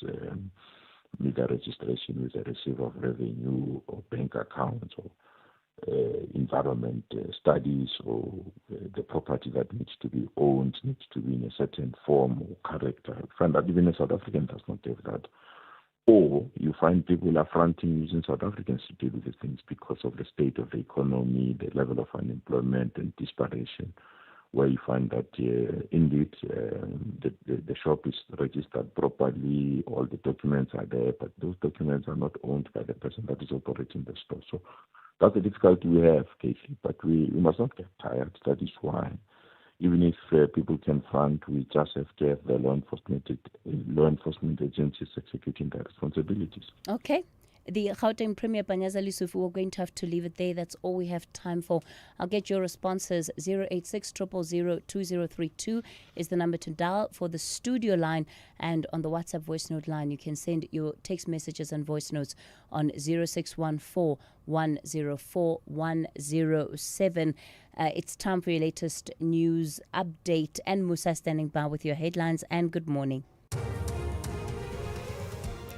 Good morning. Thanks, Cathy. In the headlines, suspended Mpumalanga Police Commissioner Daphne Manamela is today set to face a board of inquiry. This follows a second suspension which was effected on the 14th of June 2024 over allegations of corruption and misuse of state resources. Witness G will testify before the Matlanga Commission of Inquiry in Pretoria this morning. The crime intelligence officer, who's believed to handle informers, will appear remotely and off-camera but audible to the public. And 3 people have died and another, reported to be a British national, is in the intensive care unit at a hospital in Johannesburg. This follows an outbreak of an acute respiratory illness on board a cruise ship in the Atlantic Ocean. I'll have details on these and other stories at 8. SAFM, guiding you through the rush hour traffic. Good morning, fairly slow coming through Pretoria on the M1 South. This is the rundown from Montana, if you like. There is there's some roadworks going into the Emelethweni split, and then there's a collision in that area as well. It's on the M1 South, just at that N4 Hatfield and Emelethweni split. So from Sifaka Makato, making your way down through Stormful towards that's busy, and then it just stays quite slow down until about sort of Atterbury Road territory. Joburg, the N12 coming out of Benoni through Boksburg is heavy, big weight of traffic moving slowly towards Rondebolt Road, and then after that, a crash holding up in towards the Craft Road exit. Collision on the Mike 1 around the Oxford Road exit at Parktown. So heavy backlogs coming through from Boysons and up through the Crown. The M2 from Joe Slovo queuing into Crown to get into that significant backlog on the Mike 1. And there's a collision scene a little bit earlier this morning on the N12 at Eldorado Park. Still slowing traffic arriving from the Lenasia side. Quite misty conditions in Mpumalanga along the N4 corridor between Belfast and Middelburg, sort of Vanderfontein, Arnott exit area. Just drive carefully there, please. Durban, a heavy backlog coming down into Hillcrest. Old Main Road from Boters Hill in towards that Hillcrest area is slowed. Then the M13 from Old Main down towards Top of Fields Hill, very busy. And still that big backlog of traffic coming out of Amansamtoti from sort of Tweeny Hill up through to Prospecton Road. A lot heavier than you might normally be expecting. Cape Town, it is slow everywhere on account of the weather. Crash on the N7 south at Plattercliff, pushing a big queue back towards Dunoon. Also, I think, forcing a lot of traffic down Hill Basson, which is all jammed up towards Bosmansdam Road, and a couple of crashes on the N2 near the airport runway area, causing some disruption there. Also a broken down bus on the M3 at UCT at the university entrance, and that's the delay that's, the explanation for the delay, that it's all the way back beyond Constantia. Rob Byrne, SAFM Traffic. This is SAFM Sport with Zai Khan. Zai Khan, good morning again. I must say, this story gives me hope, and I'll tell you why. Because it means that we could well be securing ourselves a couple of more World Cup championships in the future. No surprise, the Junior Springboks crowned under-20 rugby championship winners. I love the way you think, because you yes, can see we must dominate. Dominate. Yeah, Cathy, we are dominating because that Bok factory is producing and we love it. They're producing again. And if this is the next generation, I think the rest of the world are going to be very, very nervous. What a dominant victory for our junior Boks. And they won the Rugby Championship title. 56-17 was their win over Australia in Gqeberha. The South African team ran in 8 tries, including 2 penalty tries, as Australia's ill discipline proved costly. The result gives the junior Boks an unassailable lead with 1 round still to play, which makes the clash against New Zealand a dead rubber. More soccer action for you, with Mamelodi Sundowns strengthening their grip on the Betway Premiership with a 3-0 victory over Polokwane City at Loftus Versfeld, opening up a 5-point lead at the top with just 3 matches remaining. For Polokwane, it was a tough outing, and a missed penalty only added to the frustration, with coach Puti Mahafe later making the call to substitute veteran Puleng Marema shortly after. Despite the decision, Mahafe says he has no regrets. Yeah, listen, I love doing what I'm doing. You know, it's a great position for me to be in. It feels pretty nice. Moving now to English Premier League side, Kobe Mainoo struck late as Manchester United edged Liverpool 3-2 in a thrilling encounter at Old Trafford.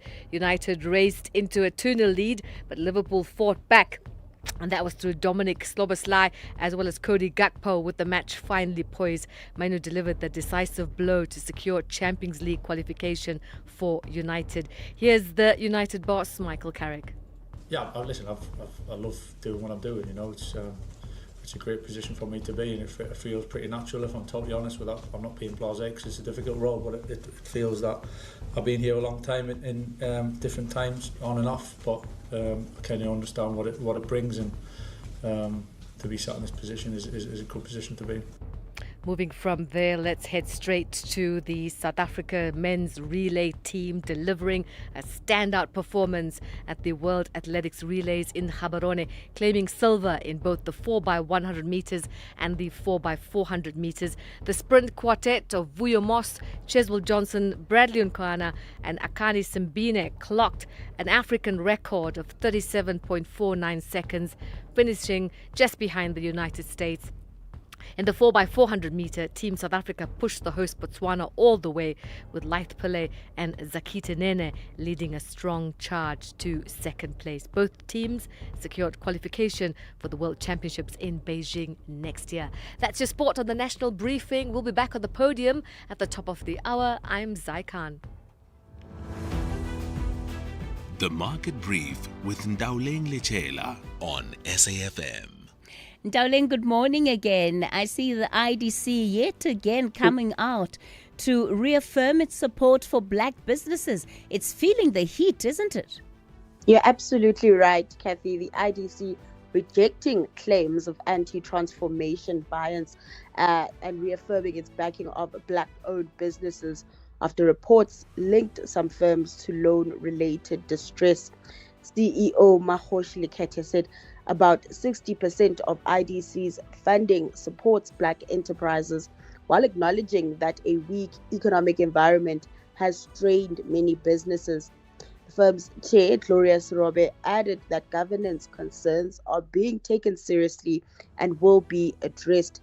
Now, the issue goes beyond individual cases, and it speaks to a broader question of how development finance institutions balance transformation goals with financial sustainability. As a key development financier, the IDC's credibility influences investor confidence and access to funding for emerging businesses. Its shift toward a partnership-driven model and new growth sectors will be critical in shaping the country's industrial growth, job creation, and broader economic transformation. Now, in the corporate space, Sun International is warning that tighter gambling regulations and possible tax hikes could slow its growth as oversight of the sector intensifies. In its latest annual report, the firm says frequent changes into laws are increasing compliance costs, creating operational complexity, particularly across provinces. Now, a proposed 20% tax on online betting is a major concern, alongside stricter advertising rules aimed at protecting consumers. At the same time, illegal gambling platforms are expanding, posing a threat to licensed operators. While the shift to online betting is driving revenue growth, it is also attracting more scrutiny.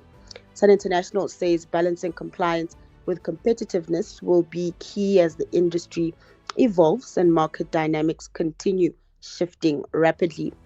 And then turning to markets, local investors will be keeping an eye on factory activity, a new vehicle sales data for a read on economic and consumer sentiment. Now, these figures could also influence the rand's performance, which is already trading firmer this morning at 16.61 to the dollar, 22.58 to the pound, and 19.48 to the euro. Stateside, futures are mixed as traders also look ahead to labor market data and consumer confidence numbers due this week, which will offer further insight into how consumers are coping amid elevated oil prices. Checking in on oil, Brent currently trading above $110 a barrel. And then over in Asia, markets have started the week on a stronger footing, with gains, however, tempered by ongoing geopolitical risk. And that's where I leave things with you today. I'll bring you the latest in markets and business news tomorrow. I'm Ntaoleng Lechela for the National Briefing. EFC is live this Thursday. Two athletes at the height of their powers fight for more than victory. They fight for the fight itself. Zakir Badat, 8 wins, all finishes. Zico Makangela, 5 wins, 5 knockouts. Champion and former champion collide in Africa's biggest welterweight championship fight. EFC 133, live from the World Sports Betting Arena. Watch it on SABC Sport Channel on DTT Channel 4 from 7 p.m. Brought to you by SABC Sport.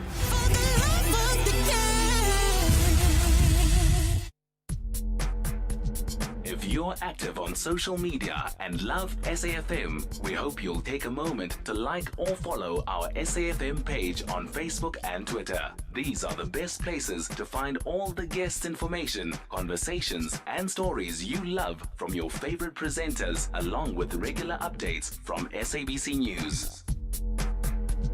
And don't forget, you can send your questions to feedback@safm.co.za.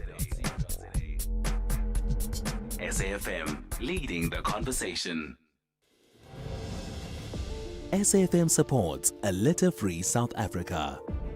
Play your part in keeping our surroundings and environment clean. SAFM, leading the conversation.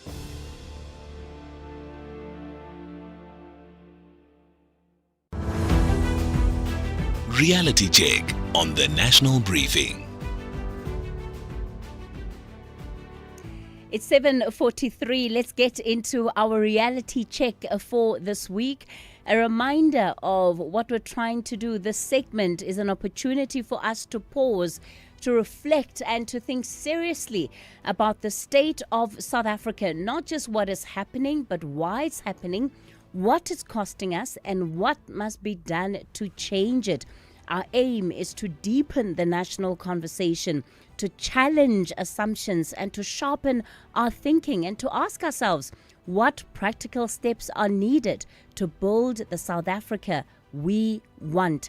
Our guest for this week is none other than a commissioner for the South African Human Rights. He's also a distinguished professor, extraordinary professor at Stellenbosch University, adjunct professor at Nelson Mandela University, but he speaks this week in his personal capacity.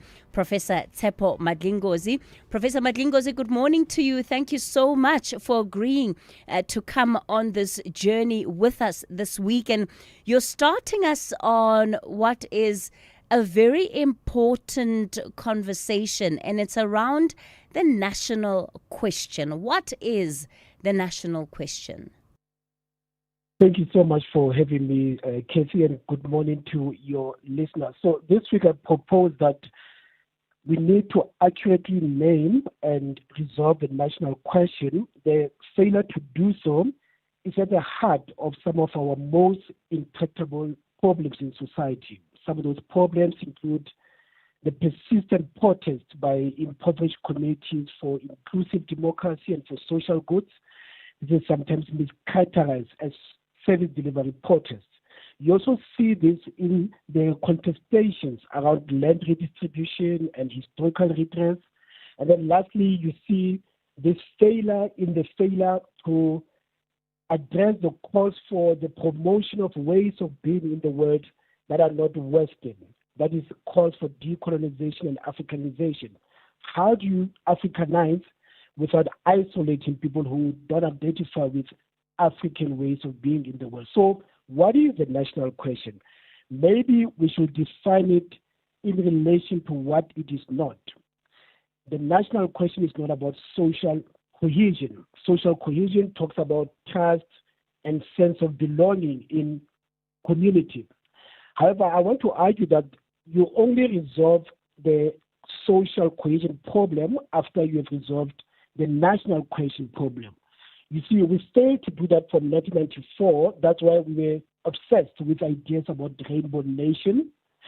But also, if we reflect back on the presidency of Nelson Mandela, this is the 30th anniversary of that presidency, where there was a dilemma. How do you balance white fears with black aspiration? Perhaps we failed to resolve that dilemma properly, and there's an occasion to talk about that. How do you balance that kind of dilemma? So the national question, the easiest way to explain it is to say it asks 4 questions. The first question is, how do you forge a nation out of the rules of settler colonization and apartheid? You see, part of the task is therefore to name this problem of settler colonization. We fail to do that, and we fail to understand what is the legacy of settler colonization. We are not a nation in South Africa. We are only a nation at moments of what I call sports euphoria, when Bafana wins, when the Springbok wins. But after that, you go to your nation, I go to my shack. We are not a nation. Secondly, this question asks us to say, how do you constitute a genuinely post-colonial, post-apartheid nation? Let me put it by way of a shorthand. Without a nation, there is no social harmony. Without social harmony, there is no culture of human rights, for example. Thirdly, the national question asks us to be intentional about what are the values of this new nation. You'll recall that there were some calls for moral regeneration, but those calls stalled. What are the values of this nation? We don't have shared values. And without shared values, there's no possibility of a social compact. Without social compact, we can't agree on a social justice framework. That is why there's this contestation about, do we need BEE, what form of BEE, because we're not clear about the social compact. Lastly, the national question asks us to be very, very intentional about how does this new nation then relaunches itself within the community with other nations as a sovereign, compassionate, solidarity-driven partner. This is very, very important because we need to distinguish between nationalism and national consciousness. Nationalism can be exclusionary, can be violent, can be who belongs, who does not belong. So how do we relaunch this new nation that has historically been isolated into the community of nations? So that is the national question. That's what we'll be reflecting this week. And as the week progresses, we'll be picking some of the components that leads us to resolve this question, why it is so important. Professor Tsepo Madlingozi, it looks like we're in for quite a week then as we reflect on this national question. But perhaps to drive it home, what do you think is the link between the national question and the lack of cohesion that we see in our society? You see, without a nation, we can't agree on basic values and what is the vision of this new society. So that's why we pull in different directions. And that is why you see this eminent chauvinisms of ethnicity, people saying, Zulu nationalism, Pedi nationalism, even colored nationalism. You see it reflected in the last elections where people voted along racial and ethnic lines, because we don't have a sense of what is this South Africa that we want to build. This question is most important for countries that have undergone colonization, because what is at the heart of colonization? The heart of colonization is about division, it's about oppression, it's about hierarchy, it's about divide and rule. And therefore, we can't have cohesion without understanding the legacy of settler colonization, as well as what kind of a nation we try to build. Now, I argue that the reason why we fail to resolve some of our key problems is because we stay at the symptom level and we fail to descend to the core issue. The core issue, I argue, is this failure to forge a united post-colonial, post-apartheid nation. Professor Tshepo Madlingozi, we're going to pause it there for today. I say pause because he'll continue with those reflections on the national question with the reality check as the week unfolds. Rob Byrne, difficult questions on a Monday morning. Hey, that's how you know the week has started. What's happening with the traffic? SAfm, guiding you through the rush hour traffic. South Africa, difficult questions on a daily basis. Cathy, good morning. It's a busy back to work Monday after the sort of double long weekend last week. All those public holidays, we're pretty much back to full strength. The N1 coming south out of Pretoria, busy this morning.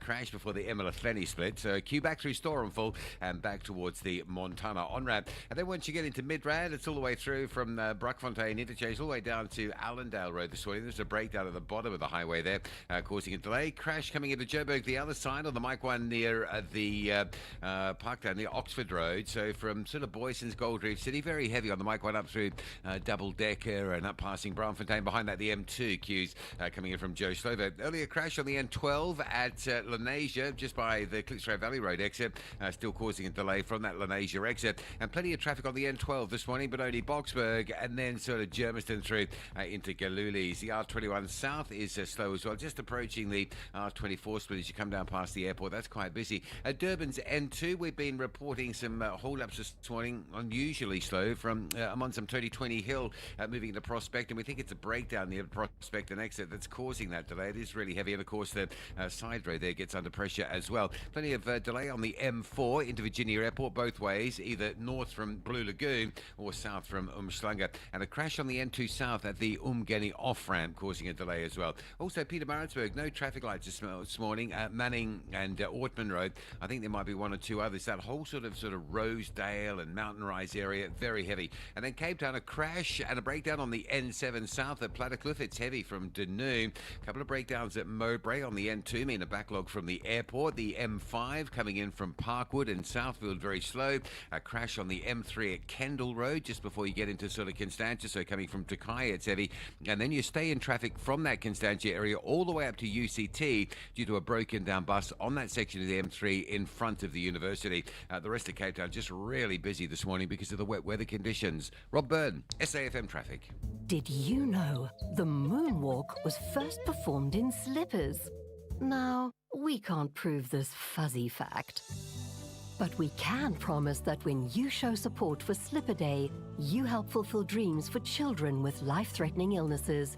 And that's a fact. Do it for the dreamers and wear your slippers on Friday, 29 May. Visit reachforadream.org.za to find out more. This is an SABC-supported initiative. Let's have the conversation. WhatsApp voice notes on 0614 104 107. Good morning, Cathy. It's Edward. Cathy, on the statistics, it is the SPS which is confusing people, because when they go out to arrest people, on the top of their list, it will be the number of illegal migrants which they would have arrested. Then if we are to take into consideration what Much Too Much is saying, it will make sense, because there will be a 60%. But what SPS is supposed to tell people is from that number of illegal migrants, how many would have committed crime? Morning, Cathy. You were so surprised about the break-in with the SANDF depot, ammunition depots. But this is just the norm. Just look how the ANC mismanaged Eskom. Look how they've mismanaged the water. Why should it be different with the SANDF? It's all the cadres that are deployed there. This is as sad as it is. This is the norm around here. Primarisburg. This Cathy and your team, and lovely South Africans. It's Eddie from Wonders Race. Yeah, this case is really needs to be investigated. You know, we must not allow people to intimidate, especially the spaza shops in the country, and because government has put money for our local people to get into that market. So we must not tolerate. It's absolutely not right at all. Thank you very much. SAFM, good morning. Let's talk about these refugees, asylum seekers, and informal employment and informal markets. We are all in a trauma now. We are all in a catastrophe. Both the people of South Africa and the government. Because even the government now don't know what is going to do with this thing. We're in a catastrophic situation. Yeah, because it's about a constitution and some treaties and some agreement with other countries. Yeah, we're in a trauma. We're in a trauma. This is getting out of hand. It is out of hand already now. Makotokoto, Kotostan, yeah, South Africa. Thank you. Call SAFM now on 086 000 2032. You're absolutely right. It is an ongoing, concerning situation. And one does get the sense that the response is often reactionary, right? And especially if we're seeing what is happening in our communities. Let me go to the phone lines. Z, you're calling from Cape Town. Good morning. Morning, Cathy.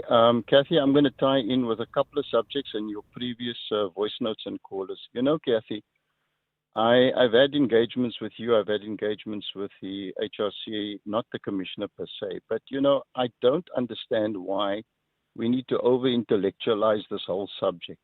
Your callers are expressing real life, on the ground, day-to-day, grinding issues. For the commissioner, with respect, to come and talk about the post-colonial construct, it ignores the realities that people have been facing. Let's forget the post-colonialism idea, the reality of the last 30 years that has been in our hands, in our grasp. We know those structural problems haven't changed, but where is the talk about the abject failure of leadership? Where is the talk about systemic corruption? These things don't exist in a vacuum. We see the people who are responsible. They are in our communities. They are in our malls. They are in government. They are in churches. So with respect for the commissioner in a powerful agency that he is part of, and I don't know what he means when he says, I'm here in my personal capacity. It seems a little bit schizophrenic and cowardly because his views and his impact on the organization doesn't change the minute he gets off this show. So please, Cathy, and I'm imploring you and your colleagues who have the mic and have the ability to ask hard questions, get stuck in. Let's not over-intellectualize things. Let's deal with the problems that we are facing today on the ground. Okay, Thank you, Cathy. Z, thanks for that reflection. Fred, you're in Limpopo. Good morning. Good morning, Fred. All right, it looks like we've lost Fred on the line there. He wanted to respond to what Banyaza Lisufi was saying, that is in the first hour of the show. Cathy, what's so sad about the story of Mazu is that there are a lot of South Africans who are advocating for the legalization of illegal people in this country. But I'm not surprised with that because those who are advocating for this, they are not affected by this kind of things, by the crime that is happening or that is perpetuated by illegal people. But at the end of the day, We cannot sell our country to illegal people. Outsurance Essential is made for older cars. Claims are paid in cash within 5 working days, and you choose your own panel beater. SMS CAR to 43185. That's CAR to 43185.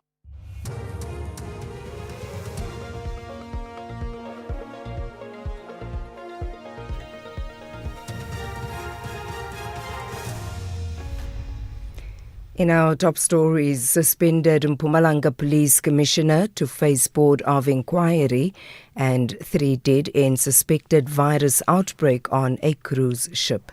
Good morning. Suspended Mpumalanga Police Commissioner Daphne Manamela is today set to face a Board of Inquiry. This follows a second suspension which was effected on the 14th of June 2024. Over allegations of corruption and misuse of state resources. Manamela is accused of instructing subordinates to use state funds to buy personal items. She has denied the allegations and claims instead that SAPS officials are victimizing her. Witness G will testify before the Matlanga Commission of Inquiry in Pretoria this morning.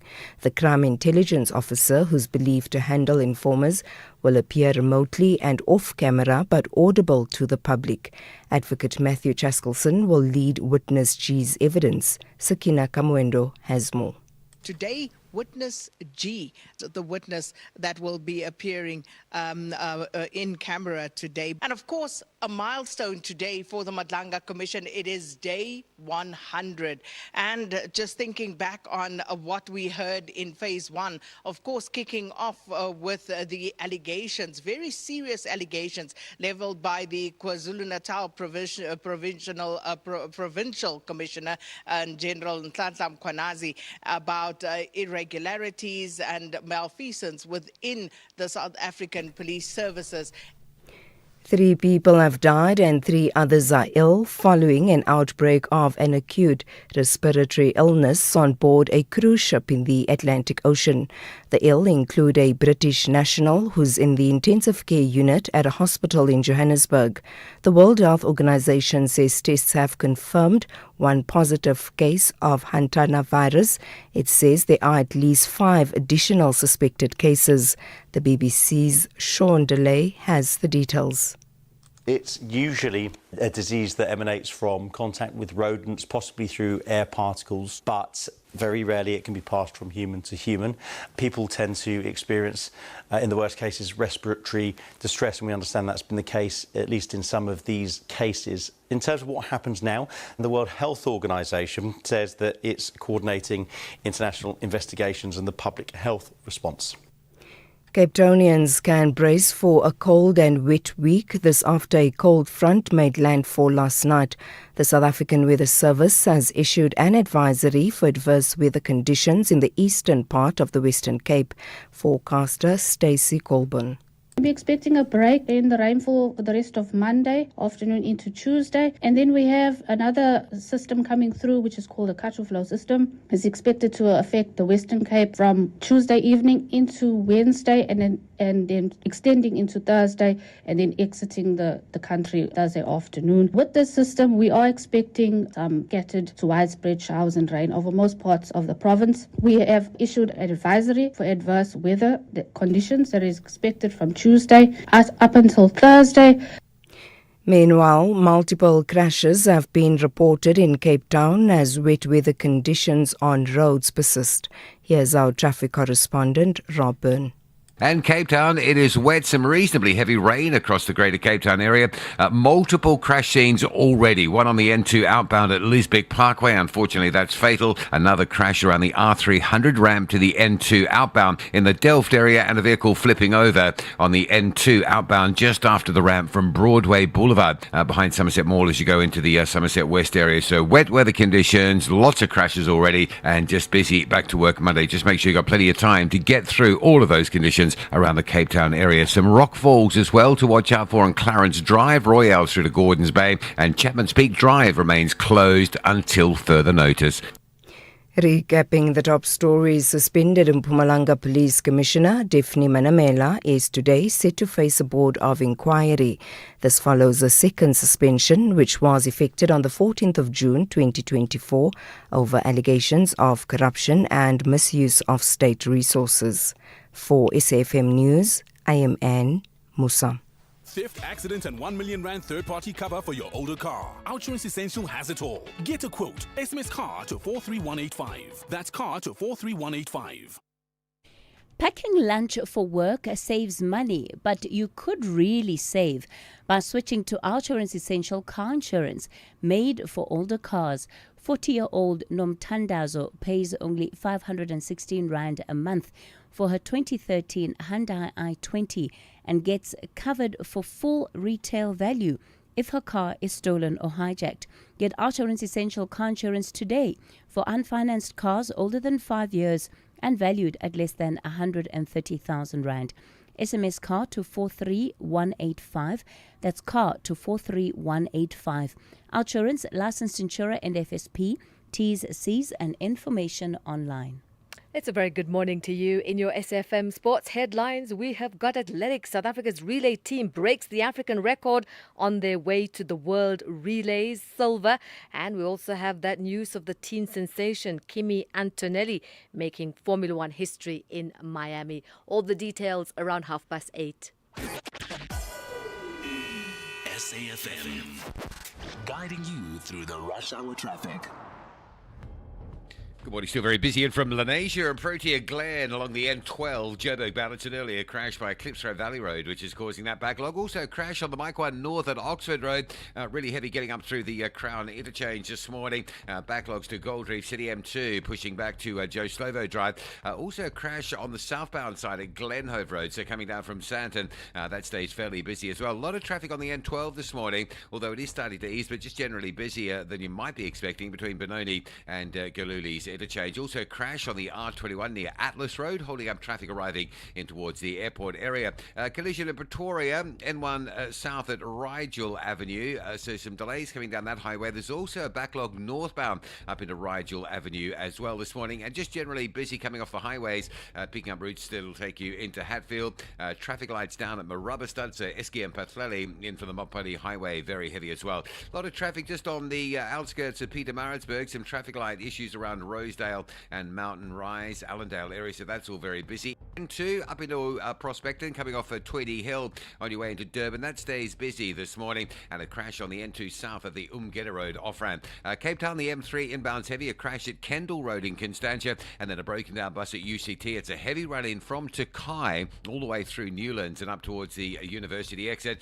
Main Road as the alternative route under real pressure from Claremont, moving through towards Rosebank. And a crash and a breakdown on the N7 south at Plattercliff this morning. Traffic heavy inbound from the Dunoon side. With your traffic update, I'm Rob Byrne. The National Briefing on SAFM. Clarity, context, and conversation. This is where the day begins with Cathy Mohlahlana on the National Briefing.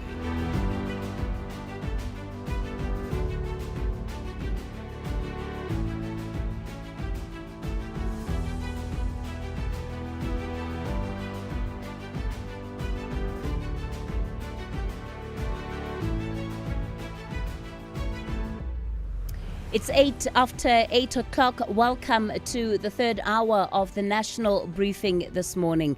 Coming up on the show in the next hour, the Constitutional Court hears arguments that could redirect the future of healthcare in this country. The National Health Insurance Act is being challenged, but Parliament's participation process is what will be on trial. 3 days of legal argument has been set down for the bill that was signed into law 2 years ago. This morning we have both sides. The Board of Healthcare Funders Managing Director and the Health Minister will be joining us within the hour. Plus, in the new Built in Mzansi segment, we meet a young entrepreneur who's digitizing one of the most ancient, most trusted financial instruments in the country. What is that, you might be thinking? It's the stock file. We'll bring you more on that particular story shortly. As always, we'd love to hear from you. The number to dial this morning to get in touch, 086 000 2032.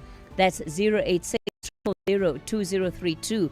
On the WhatsApp voice note line, 0614 104 107. That's where you can send your WhatsApp voice notes and text messages. We'd love to hear from you on any of the issues that have been put on the national agenda this morning. Did you know the moonwalk was first performed in slippers? Now, we can't prove this fuzzy fact, but we can promise that when you show support for Slipper Day, you help fulfill dreams for children with life-threatening illnesses. And that's a fact. Do it for the dreamers and wear your slippers on Friday, 29 May. Visit reachforadream.org.za to find out more. This is an SABC-supported initiative. Investing shouldn't feel risky. It should give you security and good returns. Earn up to 7.25% interest per annum with an ABSA Cash Invest Tracker for an investment of 100,000 rands or more. Your capital is guaranteed with immediate access to your funds. That's minimum risk, maximum benefit. ABSA Private Banking customers can invest from just R1. Open via the ABSA Banking app, a branch, a private banker, or 0860 111 515. Your story matters. ABSA is an authorized financial services provider. T's and C's apply.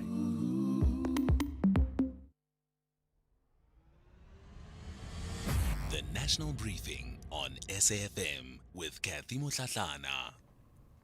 It's 11 after 8 o'clock. Let's get then into the debate this morning. I've got a bit of a chuckle because I guess it'll be a debate in essence, but not quite in the format that we usually have debates within this segment. The Constitutional Court this week to hear arguments on whether or not the process involved within the National Health Insurance bill was satisfactory.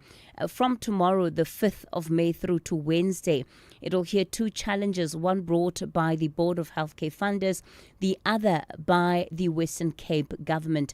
And if the applicants in this matter succeed, Parliament could be ordered to start over in as far as this piece of legislation is concerned.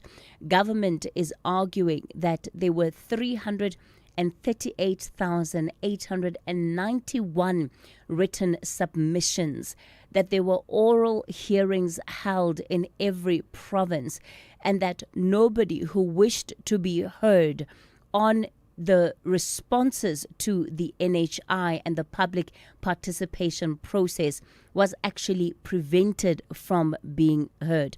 The applicants, however, are arguing that being allowed to speak is not the same as having the input meaningfully considered. Those are the grounds on which this matter is now being heard at the Constitutional Court. Dr. Cathy Mohlahlana is the Managing Director of the Board of Healthcare Funders. He joins us this morning. Dr. Mohlahlana, good morning to you. Thank you so much for your time. So the interesting thing about this week is that the Constitutional Court is not making a decision about whether the NHI is a good or bad policy. It's about the process that Parliament followed. That's what you're challenging. Yeah, good morning, Cathy, and thanks for having us. And you are correct. However, the consideration of the process would also determine whether the law is based on constitutional principles. So while there is no consideration of the content of the actual law, the process at which this law was arrived at, or the act was determined, is equally important to determine that. What makes you say that the process was more of a tick box exercise and that the reflections and submissions were not meaningfully considered? The BHF and other participants started quite early in terms of making submissions towards this process, as far back as 2011 when the Green Paper was up for consideration. While at the initial stages, there were some changes. I think what was disappointing was that the majority of the inputs that were received by the Department of Health, Parliament, and the Presidency were at the latter stages of the crafting of the law, and very little, if any, changes were imposed. And the department will argue that they have they could consider but not effect any changes that we can accept. But the first thing that we also looked at is that the people who participated, specifically Parliament, did they have enough information that they could use to actually craft the right law? Now, if you look at the intention of this act, the National Health Act, National Health Insurance Act, is supposed to put into effect reorganization of the financial mechanisms or funding mechanisms of healthcare in the country. To that extent, there should have been due consideration of at least the costing or how this will be funded, where the money is going to come from, and what would actually be funded. None of that information was actually made available. If anything, it was deferred to a later process that was going to be under the purview of the minister, which and the ministry has got no right to actually enact a law. It is Parliament's responsibility to actually put together a law. Now, if Parliament considered the inputs without the crux of the actual matter, you actually wonder what work was actually done that was aligned to the actual product. And those are some of the things that we brought forth in our arguments. So, Dr. Mutudi, are you saying that the officials that worked on this bill in Parliament were, quite frankly, inept, that they did not have the capacity to be deliberating on these matters, to actually be putting this legislation together? We would argue that they did not, and we're looking at the parliamentary process, the parliamentarians were not given enough information to actually craft this law to have the impact that is required. In the Green Paper, there was mention for the need to determine at least the costing, but that was abandoned when the White Paper was released. Many of the submissions you would maybe know or remember, Cathy, have been asking this question: how much is it going to cost? What is being funded? But none of those questions were actually answered. The other issue as well is that we had evidence as well of poor preparedness of Parliament itself. During our submission, we were actually told by the parliamentary chair, portfolio committee chair, that they had not even gone through our own submission. Now, what confidence would that have given us that when we are doing the presentation, they would actually engage with the presentation or the submission at the level that was required? And that's what makes us convinced that very little was actually considered in terms of what I submitted and also the quality of the submission. A lot was actually left out that was necessary to make this law what it needed to be. The Board of Healthcare Funders represents private medical schemes, and so there will undoubtedly be a sense from the National Department that, while you were always going to end up in court, you were always going to fight this legislation because it effectively takes away or erodes what you are currently benefiting from the system. So the question would be, what are we benefiting from the system? Isn't it access to healthcare services? Isn't what the Constitution says every citizen of this country is entitled to? And once you are given a service, it's also unconstitutional to actually withdraw it. Now, this is what this act does. People will argue that there's conflict of interest. Of course, healthcare is a personal issue. And even if I'm talking on behalf of schemes. I'm also a citizen, and I'm also affected. So there isn't a single person who would talk about a service like healthcare who would not impact it. But we can look at the facts, Cathy. At the moment, 9 million South Africans are actually getting access to healthcare services through the private sector. If you remove this access, what it means is that this 9 million people would now have to solely rely on states for provision of services. At the moment, the state is actually struggling to provide services throughout the year for the 50 odd million people that are dependent on the state. So there will be reduction of access to healthcare services, and hence the argument that if you pass this act as it is, it will not increase access, but it would actually reduce access. So is there a conflict of interest? One can argue that there is, but medical schemes do provide access to healthcare services, which is in line with the Constitution. Dr. Katlego Mutudi is Managing Director of the Board of Healthcare Funders. Dr. Mutudi, I'm going to ask you to stay on the line then.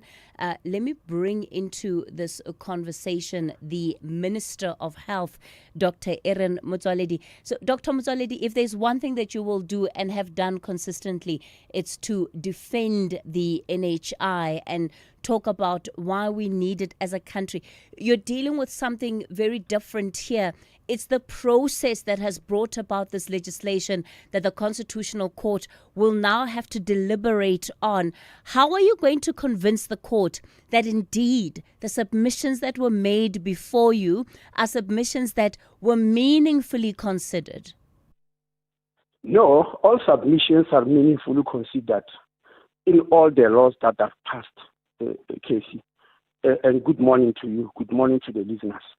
The reason that there are public participation is provided for in Section 72(1) of the Constitution, that Parliament must make sure that members of the public participate in law making. It's not only about NHI, it's any law, but quite often people who did not get what they want, the reason in the way you are what you call Dr. Mutidi there is acting. They always say it's unconstitutional, I was not listened to, meaning that any law that is passed, they will only accept it if their version is the one that is taken. If it's any other version, they come with stories which are undermining the public, that the public did not have enough information. The public did not know. Casey, the public are told, when you put a law to them, they are not lawyers, they are not experts. They are talking about their lived experience. When they participate in lawmaking, they can only participate about their lived experience. That this is the type of life I'm living, and I want a different life, and this act is going to give me that different life. Now, Dr. Mutidi is telling you that 9 million South Africans are getting good quality health care. Yes, that's exactly is true. But South Africa does not consist of 9 million people. It consists of 63 million at least. They all want good quality health care. So NHI is taken from the concept of universal health coverage, designed by the World Health Organization, adopted by the United Nations, where there's not a single country in the world at United Nations that voted against it. They all voted for it, including South Africa. Sure. And it simply says everyone is entitled to access to good quality health care. Sure. And when they access that health care, they must not suffer financial hardships. That's exactly what we're saying, and that's what we want to achieve. So how can you say the masses don't have information? They do have. Minister, what he was pointing to, perhaps less than the masses, was about the capacity of the parliamentarians who were actually crafting this piece of legislation. And we can't run away from the fact that the big question that is still quite vague today is around the financial modeling. They're arguing that the financial modeling of how the NHI is going to be funded is still not clear, and that parliamentarians did not have the tools they needed, the information they needed to actually put this modeling together and let it be part of the legislation. Casey, when you talk about the NHI is also based on the principle of equity, solidarity, and sustainability. When you want to put equity in and you start funding, crunching figures, and then come and say, no, the majority of the people cannot be able to afford this, so it can't happen, we will never have a country. I will take you back to 2010, Casey, when South Africa was ravaged by HIV, going to the funerals every day, millions of women dying in pregnancy and childbirth, many children dying. You know that, Casey. We then launched the world's biggest HIV counseling, testing and treatment campaign to save humanity. I was asked this question you are asking me: where will the money come from? Will the country afford it? My answer was always, can we not afford to treat human beings?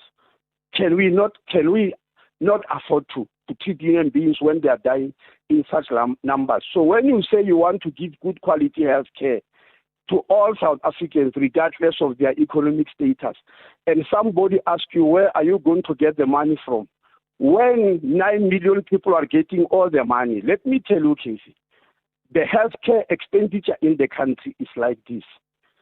The total money that is spent on health, I'm not talking about the budget, I'm talking about money available to South Africa that is spent on health, is 8.5% of the GDP. When the World Health Organization actually recommend that even 5% will do, we're already at 8.5. But 51% of it goes to only 14% of the population. That is the 9 million that your guest is talking about. They all among themselves, 14%, spend 51% of the total expenditure on themselves. These are the elite of the country. The one who Dr. Mutibi says has got all the information. The masses that constitute 86% of the population have to do with only for the remaining 49%. That is what we are trying to correct. And so the money is there, but it's going to a few people who are very heavily subsidized. But Minister, what he's saying is that process should be left to as much scrutiny as the bill has been. And I hear you about the fact that we should be hopeful about what this piece of legislation can do. Many people, in fact, don't oppose universal healthcare coverage. The question is, it seems that you're saying trust the system, trust that the money will be found, trust that it will also be well spent. In this instance, of course, South Africans are suffering from a huge hangover about a system that has said it cannot and should not, in fact, be trusted. No, Casey. It's not based on hope and trust. Casey. It's not based on hope and trust. Is based on the figures. I'm giving you figures now. That South Africa is spending 8.5% of the GDP on health. Sorry, yes, we're spending 8.5% of the GDP of country on health. The World Health Organization has calculated that if a country spends 5%, it ought to cover all the citizens equally in good quality health care, whereby they don't suffer financial hardships. But in South Africa, unlike in any other country in the world, case, there's no other country which compares with South Africa on this gross inequality. Out of that 8.5% of the GDP, 51% is spent on only 14% of the population. And the remaining 86% has to spend 41% of that. Now, that 14% of the population who are spending 51%, we are told every day that is private money. It's money for private medical schemes. It's money from people's pocket. What is not being told to people, Casey, is that is heavily subsidized by the state. As I'm talking to you now, everybody who gets their salary from the state, that includes me and you, Casey, and him too. That includes me and you, Casey, and all the other elite South Africans are actually subsidized to the tune of 70 million, which after this budget is going to go to somewhere like 78 million. That is the money that leaves the state to subsidize these 9 million people. In addition, Casey, any person who is on a medical aid gets a tax rebate. That tax rebate is 33 million. It is going to 38 million now after February, after what the minister did in the budget speech, increasing tax credit. So it means 103 billion rand goes to subsidize 14% of the population, leaving the poor alone. And then obviously they must flourish. They must get good quality health care because they are giving all the money and everybody else is not getting the money. So it's not about trust. It's about redistribution of a resource that already exists in the country. Minister, very briefly, are you going to be able to show that MPs who participated in this process were well capacitated? Just come again. Are you going to be able to show that parliamentarians that participated in this process were well capacitated to deal with the issue at hand? Of course they are. They've got researchers, Casey. In Parliament, there are researchers. And why is this question asked about NHI and not any other law? Do you know how many laws have been passed by Parliament, including the Constitution, which is regarded to be the best?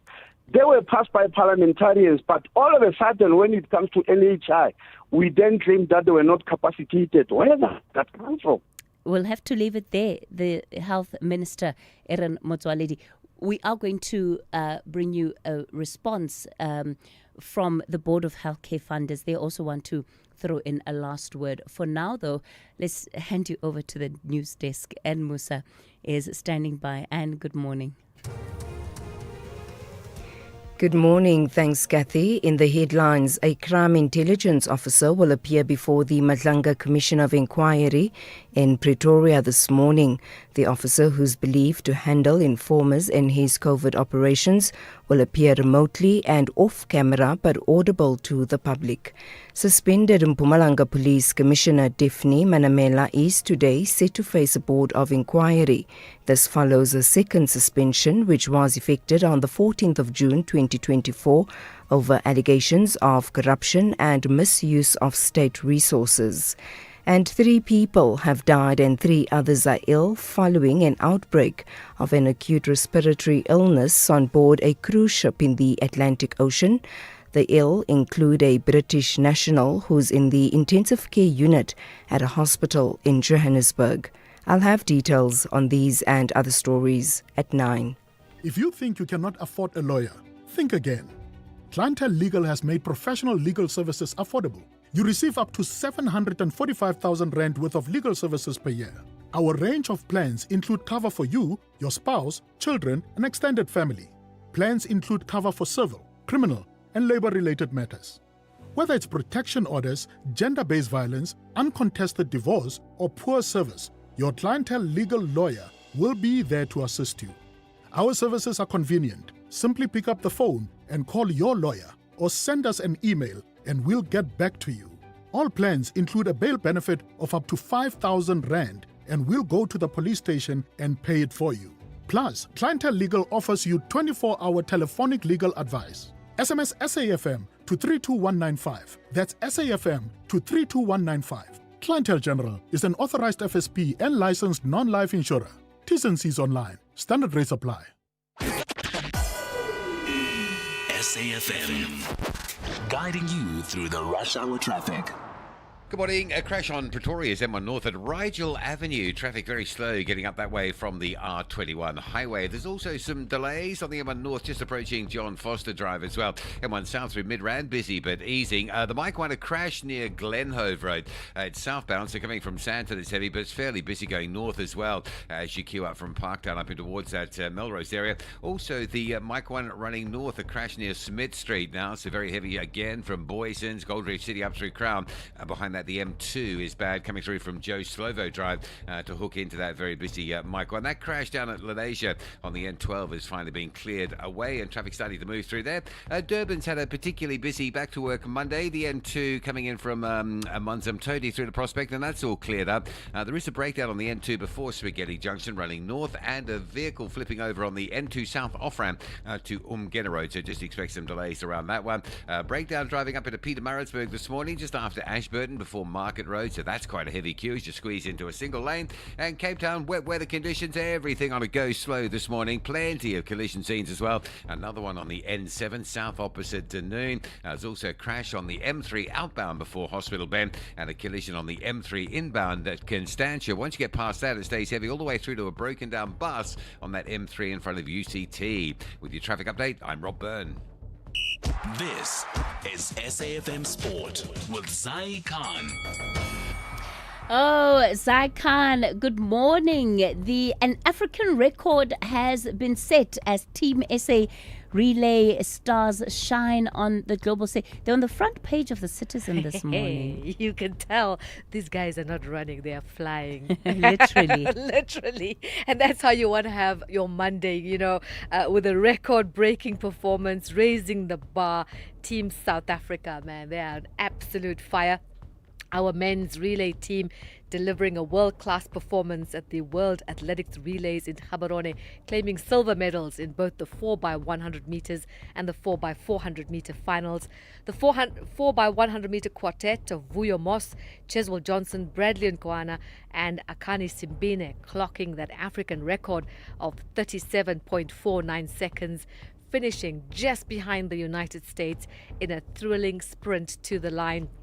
In the 4x400 meters, Light Pillay, Zakita Nene and rising star Leondert Kukamo helping Team South Africa push the host Botswana all the way, settling for second in a high-quality final. Importantly, both relay teams have secured qualification for the 2027 World Championships in Beijing. Let's go to soccer. Orlando Pirates coach Abdusalam Wadu insists his side will push the Betway Premiership title race to the very end. The Buccaneers sit second on 59 points, 2 behind leaders Mamelodi Sundowns with 4 matches remaining. Pirates face Stellenbosch tomorrow evening in a must-win clash to keep the pressure on the defending champions. On to cricket, the Kolkata Knight Riders kept their IPL playoff hopes alive with a convincing 7-wicket win over the Sunrisers Hyderabad, chasing 166. Ankrish Raghuvanshi top scored with 59, while captain Ajinkya Rahane added 43. Earlier, Sunrisers collapsed from 105 for 1 to 165 all out as the spin duo of Sunil Narayan and Varun Chakravarti shared 5 wickets. Tennis, the world number 1 Yannick Sinner has claimed his first Madrid Open title with a 6-1, 6-2 win over Alexander Zverev. The Italian has now won 5 consecutive Masters 1000 titles and extending his winning streak to 23 matches. On to golf, Sweden's Michael Lindberg secured his maiden DP World Tour victory at the Turkish Airlines Open. He finished 2 shots clear to cap a breakthrough week in Antalya. And finally, motorsport, teenage sensation Kimi Antonelli claimed victory at the Miami Grand Prix, holding off Lando Norris in a dramatic finish. The 19-year-old has now won 3 races in a row and extends his championship lead to 20 points. There's still a lot to improve, but definitely in terms of driving was good today. Keeping it cool after a bad, difficult start, and also trying to apply pressure and then trying to keep it cool under pressure. So we had a bit of everything today, but it was good. I'm very happy with that. Oh, we've crossed the finish line when it comes to sport. On the national briefing, look out for John Herica. He'll be back with more at around 12:30. I'm Zai Khan. Outsurance can't improve your couch coaching skills. But they could improve the car insurance premium you currently pay. SMS out to 30754. Get a quote today, and if Outsurance can't save you money on your car insurance premium, ask for 500 Rand cash. Make that 1,500 Rand if you've been claim-free and with the same insurer for 3 years. Get a quote and get savings or cash. Either way, you win. SMS out to 30754. When it comes to car insurance, you couldn't be in better hands. Outsurance was voted News 24 Short-Term Insurer of the Year for 4 years in a row. Beal to Reader's Choice Best Insurer 4 years in a row. And City Press Reader's Choice Best Insurer Award 3 years in a row. Clearly, they all feel they're getting something out. SMS right now to see if you can switch and save. SMS out to 30754. That's out to 30754. Outsurance, licensed insurer and FSP. T's and C's online. This is Cathy Mohlahlana on the National Briefing. You're listening to the National Briefing. It's 8:39. We'll be bringing in your calls on 086 000 2032, on the WhatsApp voice note line 0614 104 107. So just before I take in some of our callers, Dr. Katlego Mutudi still on the line. Dr. Mutudi, you wanted just an opportunity to give a last response following the comments made by the minister. I guess that's why this matter is in court, isn't it? Exactly. We started the court battle prematurely. Yeah. But thank you very much, Cathy. I just wanted to talk to briefly 2 points. The first thing that the minister said, that why are we targeting NHI, is only law. I can think of at least 4.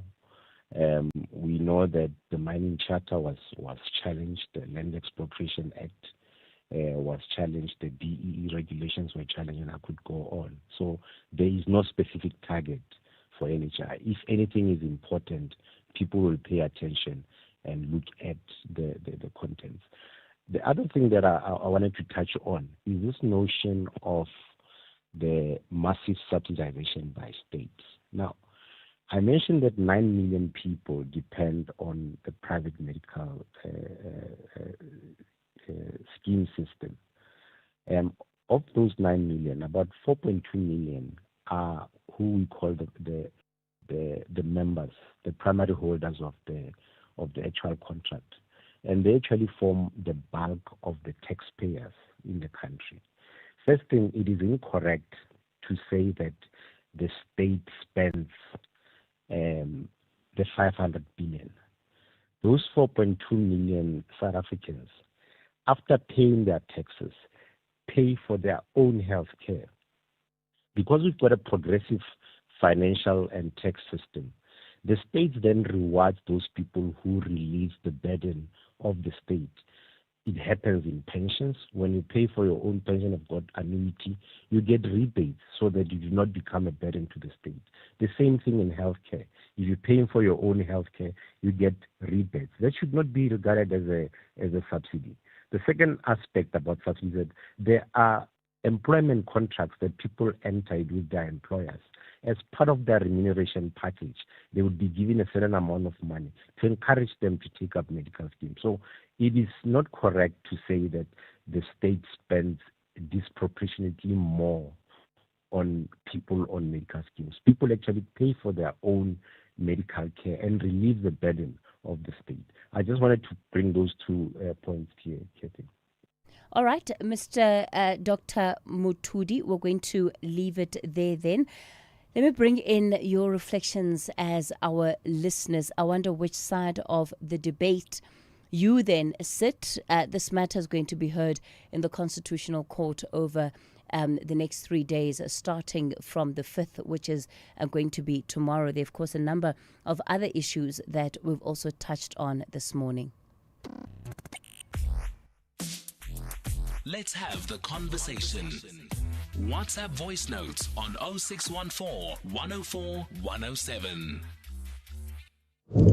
Cathy, good morning. Sarata here in Limpopo. Cathy, Motswalele, it is not actually necessarily referring to the fact that the other laws were not challenged. He was referring to the issue of saying the parliamentarians did not have capacity.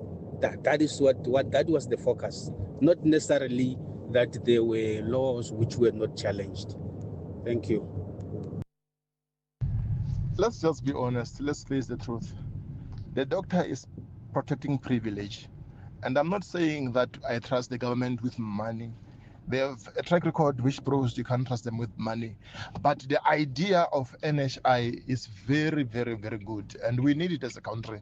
We just need to find people that will oversee it to make sure that the money goes where it's supposed to go. But as for my doctor friend there, he's protecting privilege, protecting his pocket. Thank you. All right. Those are just some of the responses you've sent through on the WhatsApp line. A lot of you are sending text messages. They're quite long. I'm going to ask you, please try and shorten your reflections via the text message, because unfortunately it means that I can't read them on air, because I also don't have enough time to read them before I put them on air, simply because of the length. And I take it that these are very well considered responses. Unfortunately, what it means is that I'll have to read them once we're done with the show. Let me go to Chatsworth. Stephen, good morning to you. Good morning. How are you? Well, sir, thank you. Go for it. I wanted to comment about that guy who was kidnapped, the taxi born and force lawless. They say he was kidnapped. He was in that disappeared for 30 days. And he came out and he was taken to the police by a motorist. When he reached home, he narrated his story saying, I was blindfolded. I did not know what I was carried to, where I was carried to, and the people whom they said perpetuated the Stephen, I'm going to ask you to speed it up. Speed it up. We heard what the officer said. We heard what his relative also said. What is the point you want to make around it? My point is, that sister said what the police was saying is false, and she said what she said herself is true. That much I don't agree with her. And also they said he was blindfolded, but he came to know that the very person who perpetuated the kidnapping was a South African being accompanied by foreigners, right? And he said he was taken to apartments, double story or hijacked buildings. Yes. And he said there were two foreign nationals, but he was blindfolded. How did he come to know that? Yeah, okay, Stephen, I hear the questions you're asking, but I don't think either of those issues are mutually exclusive. I think all of them can be true at the same time. Lefugo, you're calling us from Joburton. Good morning. Like the doctor you just spoke to, I've never understood this point, Lady, when he says the state is basically subsidizing private people that are paying medical aid. We pay tax, okay. We pay tax. They can't manage anything. Look at NSFAS now. They can't even manage that. And then on top of that, small population pays tax, and then you want to burden us more with more tax, and then everybody knows that the money is going to be stolen. So what is this thing of them trying to put something? Cathy, there's no state that, as long as the ANC is involved in this whole government thing, it will never work, the NHI, because they're going to steal that money. And that's my point, Kate. I just wanted to put across. Okay, Elifoko, thanks. Tabiso, you're in Polokwane. Good morning. Cathy, good morning. It's quite very interesting. But I think, Cathy, maybe we should ask ourselves some few important questions. I'll give you time for two. Yeah, no. One would be that have we ever asked ourselves on the debts that our hospitals have from ordinary people in the country? Because healthcare in our country is not necessarily free. And the second question would be that have we ever asked ourselves on the number of people who are actually on the line, insofar as getting critical operations, and because of hospital A, B, or so, will not be able to have this kind of resources to be able to go to those life, saving treatment and so on and so forth. And if you collect all of them, you will then realize that the National Health Insurance is trying to balance the whole issue of making sure that our people get, equal, equitable, and affordable health care. I mean, those that do not have medical aid, they not stay and stay very far from hospitals, will tell you some of the challenges that we're talking about, that we believe that the NHI will be able to resolve. Sometimes we need to separate things. We must never ever put everything into one basket. We must separate things. I agree.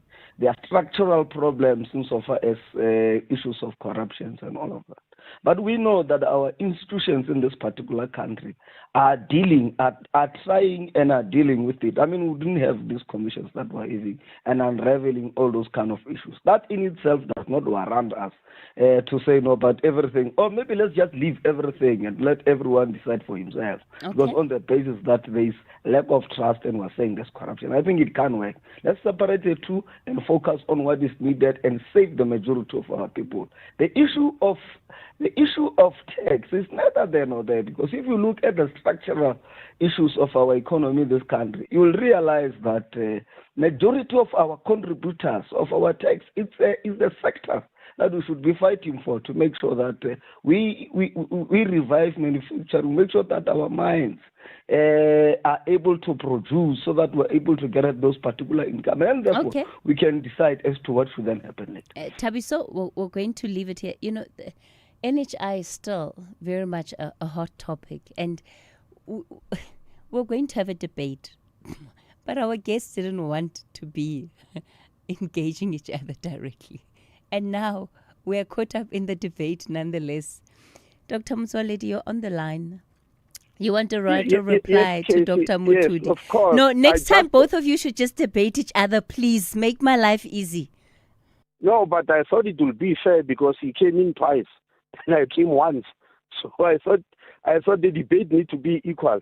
So there are just two things I want to mention, Cathy, which are myths and which are very painful. Every time we are told of people who pay tax who are few, Cathy, I want you to show me one South African who doesn't pay tax.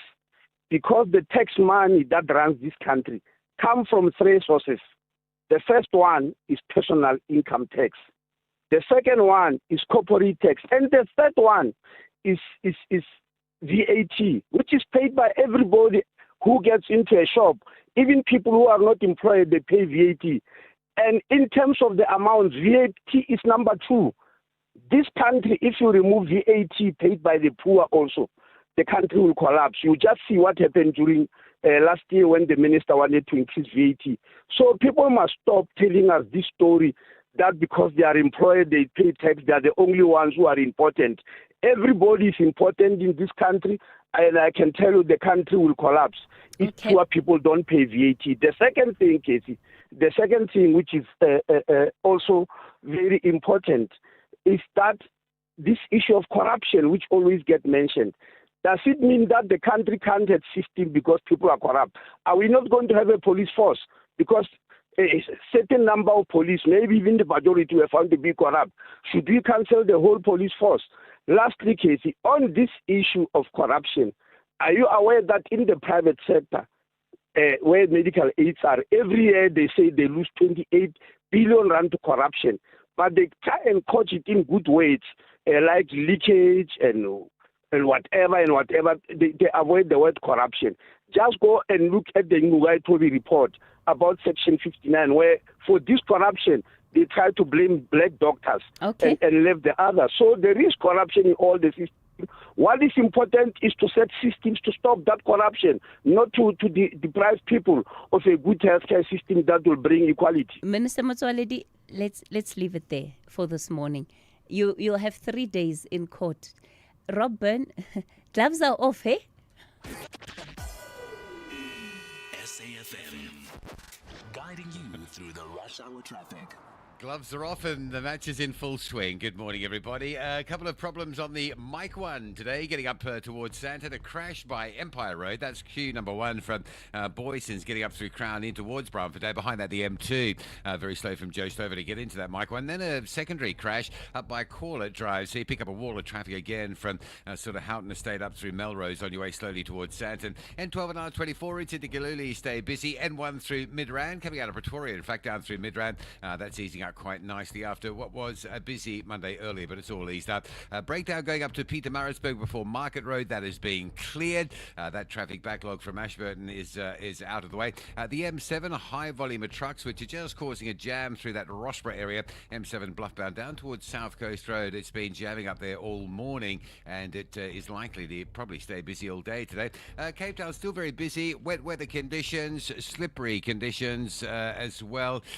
Plenty of crash action all over Cape Town this morning. The big one in terms of impact this stage, N2 inbound at Hospital Bend with the queue pushing towards Roberts Bukwe. N1 inbound still very slow from Plattercliff all the way through to the city centre area. And the M3 is under pressure with a crash at Kendall Road in Constantia. So coming through from Takai, that's your first problem. You got a really big backlog getting up into sort of Paradise Road, Newlands area, and then a broken down bus in front of UCT, which has been there a while. That's a third problem. So really Takai right through to the university. Absolutely solid on the M3. Rob Byrne, SAFM Traffic. Clientele is here to safeguard you and your family with compassion because life happens. Be part of a family that truly cares. Our funeral dignity plans have helped South Africans bury their loved ones with dignity for more than 30 years.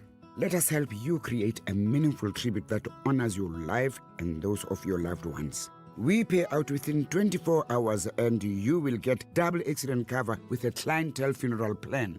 Our plans are affordable. Pick the option that suits your needs. Easy to apply, no medical examinations and no paperwork. SMS SAFM to 48031. That's 48031. Clientele Life is an authorized FSP and licensed life insurer. T's and C's online. Standard rates apply. Built in Mzansi on the National Briefing.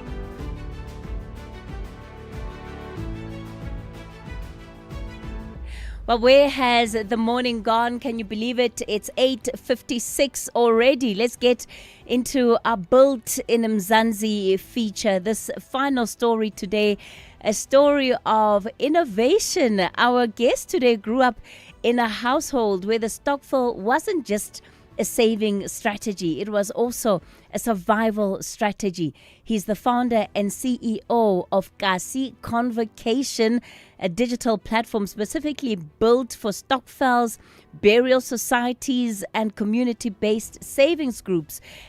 Jwangi Makwakwa, welcome to the National Briefing this morning. Morning. Thanks for having me. Let's talk about the problem you were trying to solve when you came up with this innovation. Okay. First, before I get to that, like for those maybe who don't understand, I would like to start with explaining what Cathy Convocation is. So, Cathy Convocation is a platform that helps stokvel groups to save and manage their money digitally. In a way that's transparent, secure, and protect members from losing their hard-earned money. So the reason we started Cathy Convocation is because we saw how important stokvels are in our communities, but also how vulnerable they are. People trust the systems with their hard-earned money, and they're still managing them using cash and through WhatsApp and bank screenshots and memory. That didn't sit right with us. So we felt that there had to be a better way. So that's when we started like building the app, which to digitalize the system that the millions of South Africans depend on. So our platform, it's about strengthening what already works in our communities, not like actually replacing it. What we know about stokvels and others is that more often than not, they want to avoid the complexity and the complication, right, of the traditional banking system. So how does the app work in a way that doesn't complicate their lives and keeps things as simple as the relationships behind it that are formed? Okay, so yeah, that's one of the challenges like we struggled with for a very long time. But then we have been working with the groups, and what we did, we're not actually introducing anything new into the systems of stokvels. What we did is just that we took the flows of how people actually know how stokvels work and put it into the app.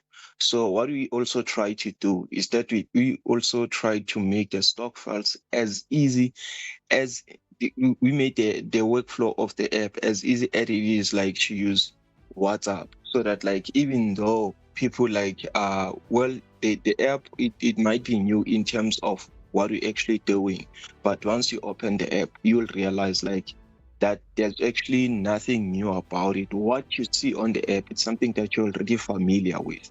So yeah, I would like to believe that the app, it's actually easy to use, but you also hold sessions to teach people about how to use the app should they have any challenges using it. That is the Kasi Convocation app, the platform, kasiconvocation.com. Mr. Makwakwa, let me thank you so much for your time on the National Briefing. We're completely out of time, so we're going to get out of here. Up next, the Daily Discourse with Joanne Joseph. Let's take you to the 9 a.m. news update, and Musa is standing by with the latest.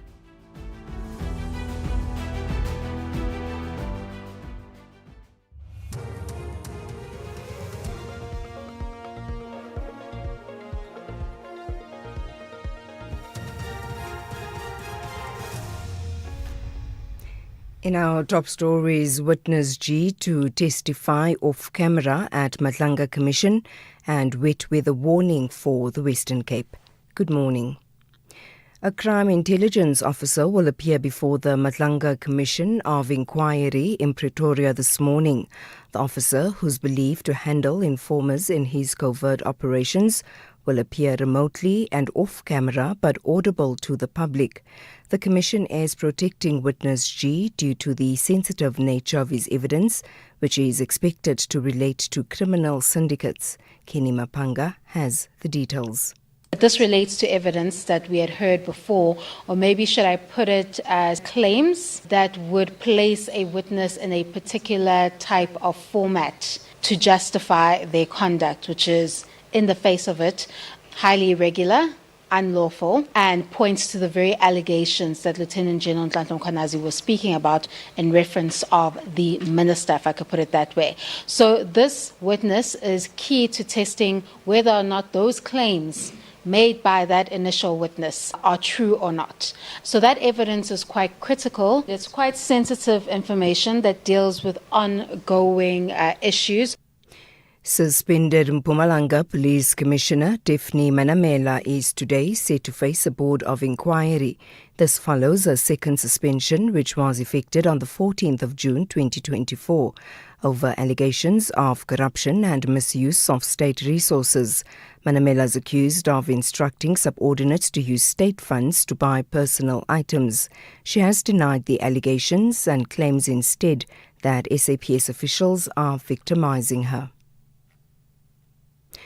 Western Cape Traffic Services have urged motorists to exercise extreme caution as wet and rainy conditions persist in parts of the province. The South African Weather Services has issued a warning for inclement weather this week.